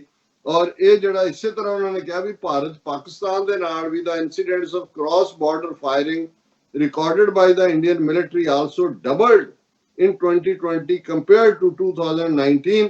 ਔਰ ਇਸ ਸਾਰੇ ਦੇ ਵਿੱਚ ਫਿਰ ਅਲਟੀਮੇਟਲੀ ਕੀ ਹੋਏਗਾ ਕਿ ਬਈ ਇਸ ਵੇਲੇ ਪ੍ਰੈਸ਼ਰ ਹੈ ਸਾਰਿਆਂ ਦੇ ਉੱਤੇ, ਇੰਡੀਆ ਤੇ ਖਾਸ ਤੌਰ ਤੇ। ਔਰ ਉਹਨਾਂ ਦਾ ਜਿਹੜਾ ਇੱਕ ਹੋਰ ਐਕਸਪਰਟ ਮਿਸਟਰ ਦੁਰਾਨੀ ਨੇ ਉਹਨਾਂ ਨੂੰ ਕੋਟ ਕੀਤਾ, ਉਹਨਾਂ ਨੇ ਕਿਹਾ ਕਿ ਵੀ ਇਹ ਜਿਹੜੀ ਹੈ China is obviously a major embarrassment for India. What are India's choices? It can't attack China and throw them out, and they know it, said Mahmood Durrani, retired Lieutenant General and National Security Advisor to Pakistan। ਉਹਨਾਂ ਨੇ ਕਿਹਾ ਜੀ ਹੁਣ ਕੀ ਹੈ, ਕੀ ਕਰਨਗੇ ਉੱਥੇ ਚੀਨ ਤੇ ਹਮਲਾ ਕਰਕੇ ਜਿਹੜਾ ਉਹਨਾਂ ਨੇ ਕਬਜ਼ਾ ਕੀਤਾ ਇਲਾਕਾ ਛੜਾ? ਨਹੀਂ, ਕੋਈ ਚੋਇਸ ਨਹੀਂ ਹੈ, ਐਮਬੈਰਸਮੈਂਟ ਹੈ। The fallout of that can be that to prove their strength and muscles they are going to do something with Pakistan। ਇਹ ਪਾਕਿਸਤਾਨ ਦੇ ਦੂਜੇ ਐਕਸਪਰਟ ਵੀ ਕਹਿੰਦੇ ਨੇ ਕਿ ਚੀਨ ਵੱਲ ਇਹਨਾਂ ਨੇ ਮੂੰਹ ਨਹੀਂ ਕਰਨਾ, ਇਧਰ ਕੋਈ ਸ਼ਰਾਰਤ ਕਰਨ ਦੀ ਕੋਸ਼ਿਸ਼ ਕਰ ਸਕਦੇ ਨੇ ਐਂਡ ਉਹ ਇਵੇਂ ਹੀ ਕਰਨਗੇ ਕਿ ਇਹ ਸਾਬਤ ਕਰਨੇ ਕਿ we are still stronger. whichever way it plays out, it could be a very tense and bloody summer for India on both of its disputed borders। Mr. Narang said, ਇੱਕ ਹੋਰ ਐਕਸਪਰਟ ਆ ਗਿਆ, ਉਹਨੇ ਕਿਹਾ ਜੀ ਭਾਵੇਂ ਕੁਝ ਵੀ ਹੋਇਆ ਜਿਹੜੀ ਸਮਰ ਹੈ ਇਹ ਭਾਰਤ ਦੇ ਲਈ ਬੜੀ, ਇਹ ਜੋਤਸ਼ੀਆਂ ਨੇ ਵੀ ਕਿਹਾ ਹੋਣਾ ਕਿ ਬਹੁਤ ਸਾੜ ਸਤੀ ਬੈਠੀ ਹੈ। ਔਰ ਅਸੀਂ ਇਸ ਚ ਹੀ ਸਮਝਦੇ ਹਾਂ ਕਿ ਭਾਈ ਇਸ ਟਕਰਾਅ ਵੱਲ ਗੱਲ ਨਾ ਜਾਏ, ਲੇਕਿਨ ਜੇ ਰੱਬ ਨੇ ਇਹਨਾਂ ਦਾ ਅੰਤ ਕਰਨਾ ਤੇ ਇਹਨਾਂ ਦੀ ਬੁੱਧੀ ਪੁੱਠੀ ਕਮਾਈ ਹੋਈ ਹੈ ਤੇ ਮੋਦੀ ਜਿਹੜਾ ਉਹ ਲਦਾਖ ਚ ਉਹ 14 ਕੋਰ ਦੀ ਟੋਪੀ ਪਾ ਕੇ ਸਮਝਦਾ ਹੈ ਕਿ ਵੀ ਭਗਾ ਦੇਂਗੇ ਔਰ ਕਰਾਰਾ ਜਵਾਬ ਔਰ ਭਾਈਓ ਹਮਨੇ ਜੀਤ ਲਿਆ। ਜੇ ਹੁਣ ਤੁਸੀਂ ਉਸ ਸੰਸਾਰ ਦੇ ਵਿੱਚ ਹੀ ਰਹਿਣਾ ਤੇ ਫਿਰ ਹੁਣ ਜਿਹੜੇ ਸ਼ੇਖ ਚਿੱਲੀ ਨੇ ਆਪਣੀਆਂ ਸ਼ੇਖ ਚਿੱਲੀਆਂ ਨਹੀਂ ਛੱਡਣੀਆਂ ਤੇ ਵਿਚਾਰੀ ਸ਼ੇਖ ਚਿੱਲੀ ਦੀ ਮਾਂ ਜਿੰਨੀ ਮਰਜ਼ੀ ਦੁਆਵਾਂ ਕਰਦੀ ਰਹੇ ਉਹਦੇ ਨਾਲ ਤਾਂ ਕੋਈ ਫਰਕ ਨਹੀਂ ਪੈਣਾ ਹੈ। ਸੋ ਹਾਲਾਤ ਇਹੀ ਨੇ ਕਿ ਭਾਈ ਇਹਨਾਂ ਨੇ ਜੁੱਤੀਆਂ ਖਾਣੀਆਂ ਨੇ ਚੀਨ ਤੋਂ ਵੀ, ਪਾਕਿਸਤਾਨ ਤੋਂ ਵੀ, ਔਰ ਸ਼ਾਇਦ ਉਹਨਾਂ ਜੁੱਤੀਆਂ ਚੋਂ ਕਸ਼ਮੀਰ ਦੀ ਆਜ਼ਾਦੀ ਵੀ ਨਿਕਲੇ, ਖਾਲਿਸਤਾਨ ਦੀ ਆਜ਼ਾਦੀ ਵੀ ਨਿਕਲੇ, ਭਾਰਤ ਦੀਆਂ 7 ਨਾਰਥ ਈਸਟ ਦੀਆਂ ਸਟੇਟਾਂ ਦੀ ਆਜ਼ਾਦੀ ਵੀ ਨਿਕਲੇ। ਔਰ ਇਹਨਾਂ ਦਾ ਫਿਰ ਜਿਹੜਾ ਦਾਇਰਾ ਹੈ ਉਹੀ ਰਹਿ ਜਾਏ ਕਿ ਗੰਗਾ ਮਈਆ ਜਮਨਾ ਮਈਆ, ਉਹ ਗੰਗਾ ਮਈਆ ਜਮਨਾ ਮਈਆ ਜਿੱਥੇ ਕਿ ਇਹਨਾਂ ਦੀ ਕਾਊ ਬੈਲਟ ਹੈ ਜਿਹੜਾ ਅਸਲੀ ਇਹਨਾਂ ਦਾ ਹਿੰਦੁਸਤਾਨ ਨੇ, ਜਿਹਨੂੰ ਭਾਰਤ ਵਰਸ਼ ਕਹਿ ਲੈਣ, ਆਰੀਆ ਵਰਤ ਕਹਿ ਲੈਣ, ਜੋ ਮਰਜ਼ੀ ਨਾਂ ਰੱਖ ਲੈਣ, ਵੰਦੇ ਮਾਤਰਮ ਕਹਿ ਲੈਣ, ਉੱਥੇ ਵੀ ਖਲੋ ਕੇ ਫੌਜੀਆਂ ਤੋਂ ਜਿਹੜਾ ਉਹ ਜੈ ਹਿੰਦ ਜਿਹੜਾ ਇਹਨਾਂ ਦਾ ਨੈਸ਼ਨਲ ਨਹੀਂ ਕਰਾ ਰਿਹਾ, ਉਹਨਾਂ ਨੂੰ ਜਿਹੜਾ ਭਾਰਤ ਮਾਤਾ ਕੀ ਜੈ ਔਰ ਵੰਦੇ ਮਾਤਰਮ ਕਰਵਾ ਰਿਹਾ। ਸੋ ਜ਼ਾਹਰ ਹੈ ਕਿ ਵੀ ਇਹ ਖੂਬਸੂਰਤੀ ਨਾਲ ਝੂਠ ਪਰੋਸਣ ਦੀ ਕੋਸ਼ਿਸ਼ ਹੈ। ਹੁਣ ਇਹ ਦੇਖਣ ਵਾਲੀ ਗੱਲ ਇਹ ਹੈ ਕਿ ਭਾਈ ਇਹ ਗੱਲਾਂ ਦਾ ਕੜਾਹ ਬਣਾਉਣ ਵਾਲਾ ਕਿੰਨੀ ਕੁ ਦੇਰ ਆਪਣੇ ਇਸ ਧੋਖੇ ਦੇ ਜਾਲ ਦੇ ਵਿੱਚ ਲੋਕਾਂ ਨੂੰ ਫਸਾ ਕੇ ਰੱਖੇ। ਜੀ ਡਾਕਟਰ ਸਾਹਿਬ ਤੁਹਾਡਾ ਬਹੁਤ ਬਹੁਤ ਸ਼ੁਕਰੀਆ, ਤੁਸੀਂ ਆਪਣੇ ਵਿਚਾਰ ਸਾਡੇ ਦਰਸ਼ਕਾਂ ਨਾਲ ਸਾਂਝੇ ਕੀਤੇ ਨੇ। ਸੋ ਇੱਥੇ ਲੈਣੇ ਅਪਡੇਟ ਪਿਓਰ ਸੋ ਤੁਸੀਂ ਕਿਤੇ ਨਹੀਂ ਜਾਣਾ, ਮਿਲਦੇ ਹਾਂ after this short break.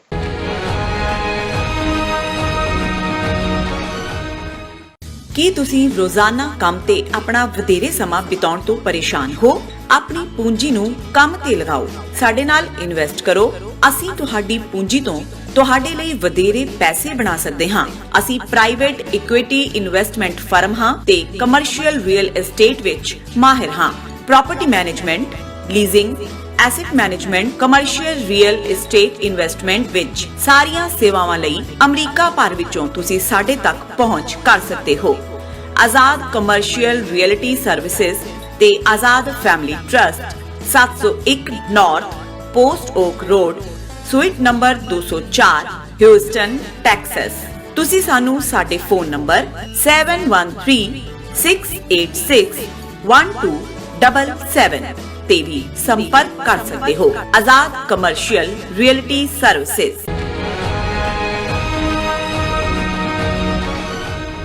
Viewers, welcome back in our programme. So ਚੌਥੇ ਸੈਗਮੈਂਟ ਦੇ ਵਿੱਚ ਆਪਾਂ ਪਹੁੰਚ ਚੁੱਕੇ ਹਾਂ। ਸੋ ਜਿਸ ਤਰ੍ਹਾਂ ਕਿ ਅੱਜ ਦੇ ਕਰੋਨਾ ਦੌਰ ਦੇ ਦੌਰਾਨ ਜਦੋਂ ਕਿ ਸਿੱਖ ਧਰਮ ਦੀ ਜੋ ਪਹਿਚਾਣ ਹੈ ਇੱਕ ਇਨਸਾਨੀਅਤ ਦੀ ਸੇਵਾ ਕਰਨ ਵਾਲੇ ਧਰਮ ਵਜੋਂ ਉੱਭਰੀ, ਤਾਂ ਅਚਾਨਕ ਖਾਲਿਸਤਾਨ ਦੇ ਮੁੱਦੇ ਦੀ ਆੜ ਵਿੱਚ ਭਾਰਤ ਸਰਕਾਰ ਨੇ ਸਿੱਖ ਨੌਜਵਾਨਾਂ ਦੀ ਫੜੋਫੜੀ ਅਤੇ ਝੂਠੇ ਕੇਸਾਂ ਵਿੱਚ ਫਸਾਉਣ ਦਾ ਜੋ ਸਿਲਸਿਲਾ ਹੈ ਉਹ ਸ਼ੁਰੂ ਕਰ ਦਿੱਤਾ ਹੈ।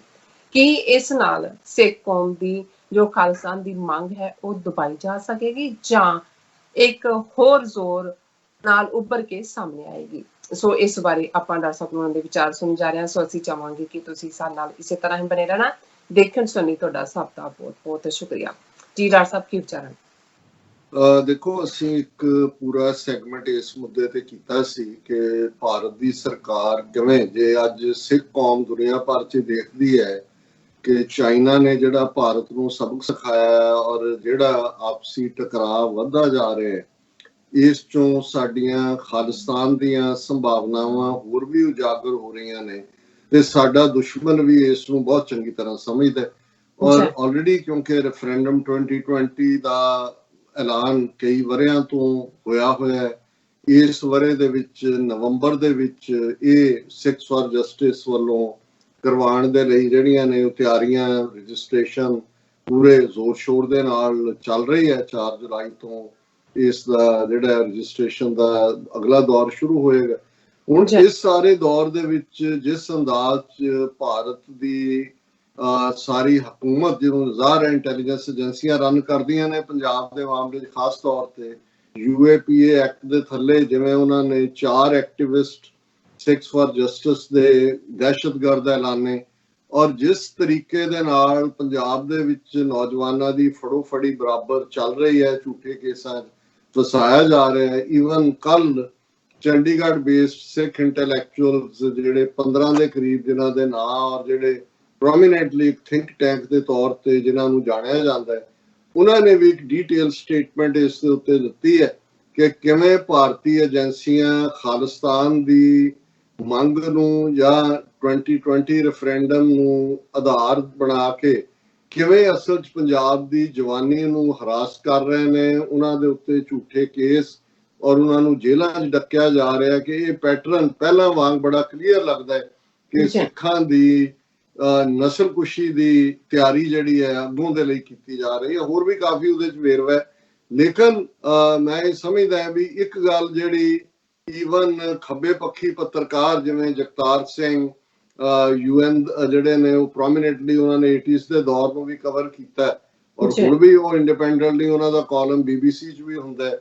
ਉਹਨਾਂ ਨੇ ਇਸ ਸਾਰੇ ਨੂੰ ਜਿਹੜਾ ਉਹਨਾਂ ਦਾ ਆਪਣਾ ਐਂਗਲ ਹੈ, ਉਹ ਵੀ ਇਹ ਕਹਿੰਦੇ ਨੇ ਜੀ ਕੋਈ ਗ੍ਰਾਸ ਰੂਟ ਤੇ ਜਦੋਂ ਤੱਕ ਚੇਂਜ ਨਹੀਂ ਹੁੰਦੀ, ਪੰਜਾਬ ਦੀਆਂ ਆਪਣੀਆਂ ਪ੍ਰੋਬਲਮਸ ਨੇ।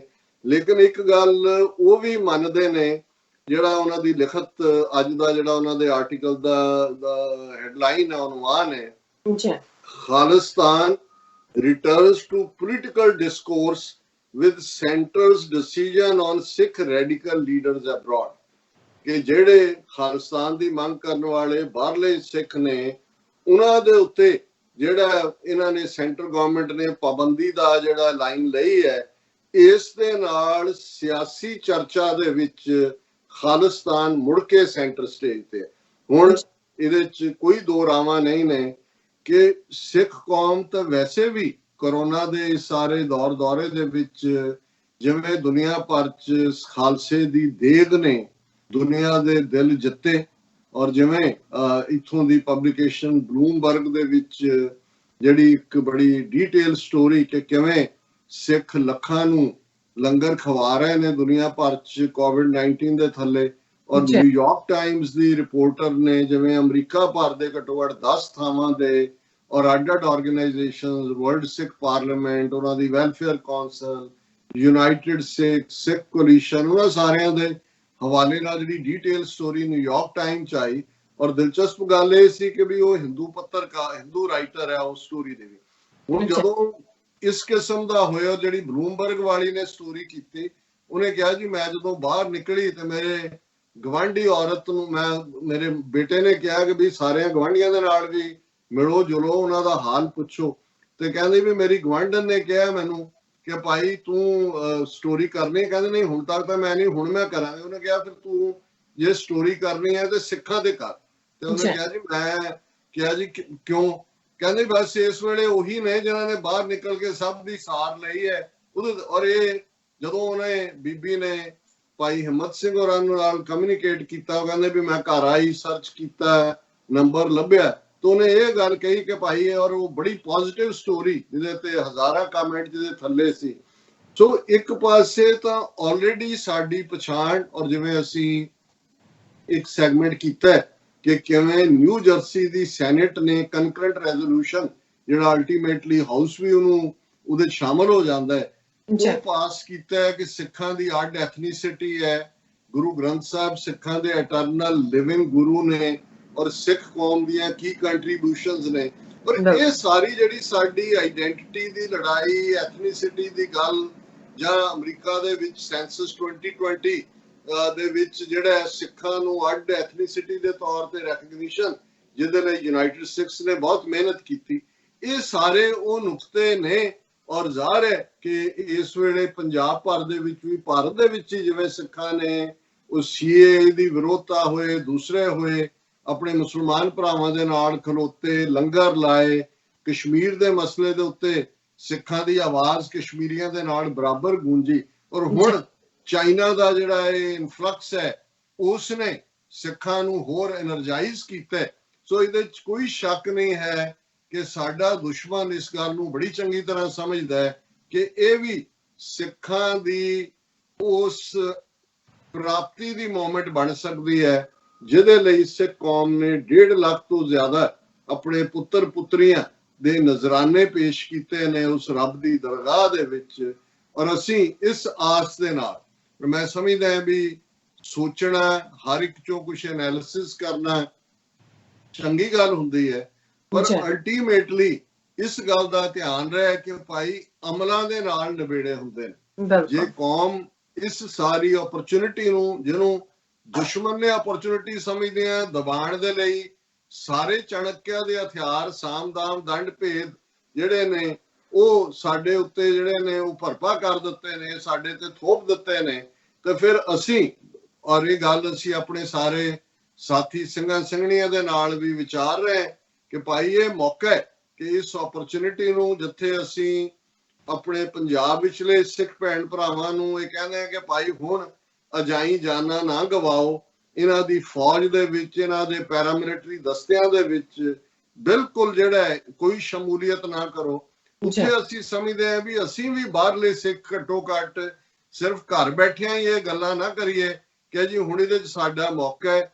ਉਸ ਮੌਕੇ ਨੂੰ ਅਵੇਲ ਕਰਨ ਦੇ ਲਈ ਸਾਨੂੰ ਵੀ ਜਿਹੜੀ ਐਕਟੀਵਿਟੀ ਆ ਉਹ ਡਿਪਲੋਮੈਟਿਕ ਲੈਵਲ ਤੇ ਹੋਏ, ਅੱਜ ਦੀ ਡੇਟ 'ਚ ਕਮਿਊਨੀਕੇਸ਼ਨ ਲੈਵਲ ਤੇ ਹੋਏ, ਪਾਕਿਸਤਾਨ ਦੀ ਹਕੂਮਤ ਦੇ ਨਾਲ, ਚੀਨ ਦੀ ਹਕੂਮਤ ਦੇ ਨਾਲ, ਨੇਪਾਲ ਦੀ ਹਕੂਮਤ ਦੇ ਨਾਲ, ਸ਼੍ਰੀਲੰਕਾ ਦੀ ਹਕੂਮਤ ਦੇ ਨਾਲ, ਬੰਗਲਾਦੇਸ਼ ਦੀ ਹਕੂਮਤ ਦੇ ਨਾਲ, ਮਿਆਂਮਾਰ ਦੀ ਹਕੂਮਤ ਦੇ ਨਾਲ, ਇਹਨਾਂ ਦੇ ਨਾਲ ਸਾਡੇ ਰਾਬਤੇ ਹੋਣੇ ਚਾਹੀਦੇ ਨੇ ਤਾਂ ਕਿ ਸਿੱਖ ਫੈਕਟਰ ਜਿਹੜਾ ਹਿਸਟੋਰੀਕਲ ਫੈਕਟਰ ਵੀ ਹੈ ਉਸ ਖਿੱਤੇ ਦੇ ਵਿੱਚ, ਔਰ ਅਲਟੀਮੇਟ ਸੋਲੂਸ਼ਨ ਜਿੱਥੇ ਕਿ ਹੁਣ ਤਿੰਨੋਂ ਨਿਊਕਲੀਅਰ ਪਾਵਰਸ ਭਾਰਤ, ਚੀਨ ਔਰ ਪਾਕਿਸਤਾਨ ਸਿਰਫ ਆਈਬਾਲ ਟੂ ਆਈਬਾਲ ਨਹੀਂ ਨੇ, ਟੋ ਟੂ ਟੋ ਵੀ ਨੇ, ਤੇ ਜੇ ਇਹਦਾ ਕੋਈ ਸੋਲੂਸ਼ਨ ਹੈ ਜਿਹੜਾ ਇਹਨਾਂ ਤਿੰਨਾਂ ਨੂੰ ਸੈਪਰੇਟ ਕਰਦਾ ਹੈ ਤੇ ਉਹ ਬਫਰ ਸਟੇਟ ਖਾਲਿਸਤਾਨ ਦੀ ਕਾਇਮੀ ਹੈ, ਇਹੀ ਅਲਟੀਮੇਟਲੀ ਉਸ ਖਿੱਤੇ ਦੇ ਵਿੱਚ ਪ੍ਰੋਸਪੈਰਿਟੀ, ਸਟੇਬਿਲਿਟੀ ਲਿਆ ਸਕਦਾ ਹੈ।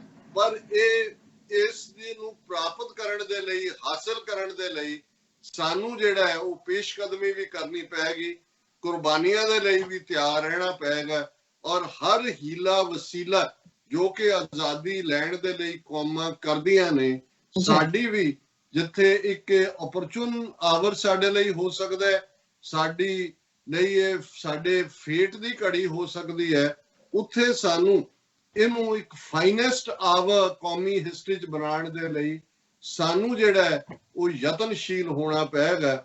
ਅਦਰਵਾਈਜ਼ ਫਿਰ ਇਹ ਵਿਸ਼ੁਅਲ ਥਿੰਕਿੰਗਸ ਬਣ ਜਾਂਦੀਆਂ ਨੇ, ਔਰ ਵਿਸ਼ੁਅਲ ਥਿੰਕਿੰਗ ਕਦੇ ਕਿਸੇ ਨਤੀਜੇ ਤੇ ਲੈ ਕੇ ਨਹੀਂ ਜਾਂਦੀ।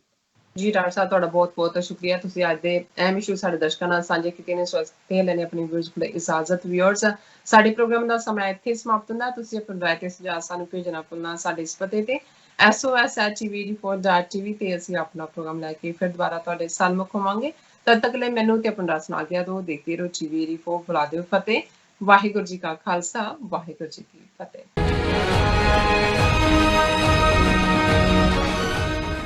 Are you tired of property violations, ECB court hearings wasting your time? AM Expediting Drafting and Design is the solution for your problems. AM Expediting Drafting and Design offers services that range from architectural drawings to expediting services to DOB, FDNY, and other agencies. Or visit their location at 116-15 Myrtle Avenue in Richmond Hill. Call AM Expediting Drafting and Design now at 718-725-0059. Corona virus ਦੇ ਸੰਕਟ ਦੇ ਚੱਲਦਿਆਂ America ਵਿੱਚ emergency ਐਲਾਨੀ ਜਾ ਚੁੱਕੀ ਹੈ। ਲੋੜਵੰਦ ਬਜ਼ੁਰਗਾਂ ਅਤੇ ਵਾਇਰਸ ਤੋਂ ਪੀੜਤ ਲੋਕਾਂ ਦੀ ਮਦਦ ਲਈ ਯੂਨਾਈਟਿਡ ਸਿੱਖਸ ਵੱਲੋਂ ਐਮਰਜੈਂਸੀ ਹੌਟਲਾਈਨ ਨੰਬਰ ਉਮੀਦ ਜਾਰੀ ਕੀਤਾ ਗਿਆ। ਖਾਣ ਪੀਣ ਦੇ ਸਮਾਨ ਤੋਂ ਲੈ ਕੇ ਦਵਾਈਆਂ ਤੱਕ ਆਪ ਸਭ ਅਮਰੀਕਾ ਭਰ ਵਿੱਚੋਂ ਕਾਲ ਕਰਕੇ ਮਦਦ ਲੈ ਸਕਦੇ ਹੋ। ਆਓ ਇਸ ਔਖੇ ਸਮੇਂ ਵਿੱਚ ਗੁਰੂ ਨਾਨਕ ਸਾਹਿਬ ਦੇ ਫਲਸਫੇ ਨੂੰ ਅੱਗੇ ਤੋਰਦਿਆਂ ਮਨੁੱਖਤਾ ਦੇ ਭਲੇ ਲਈ ਇਕਮੁੱਠ ਹੋਈਏ। ਉਮੀਦ 8558786333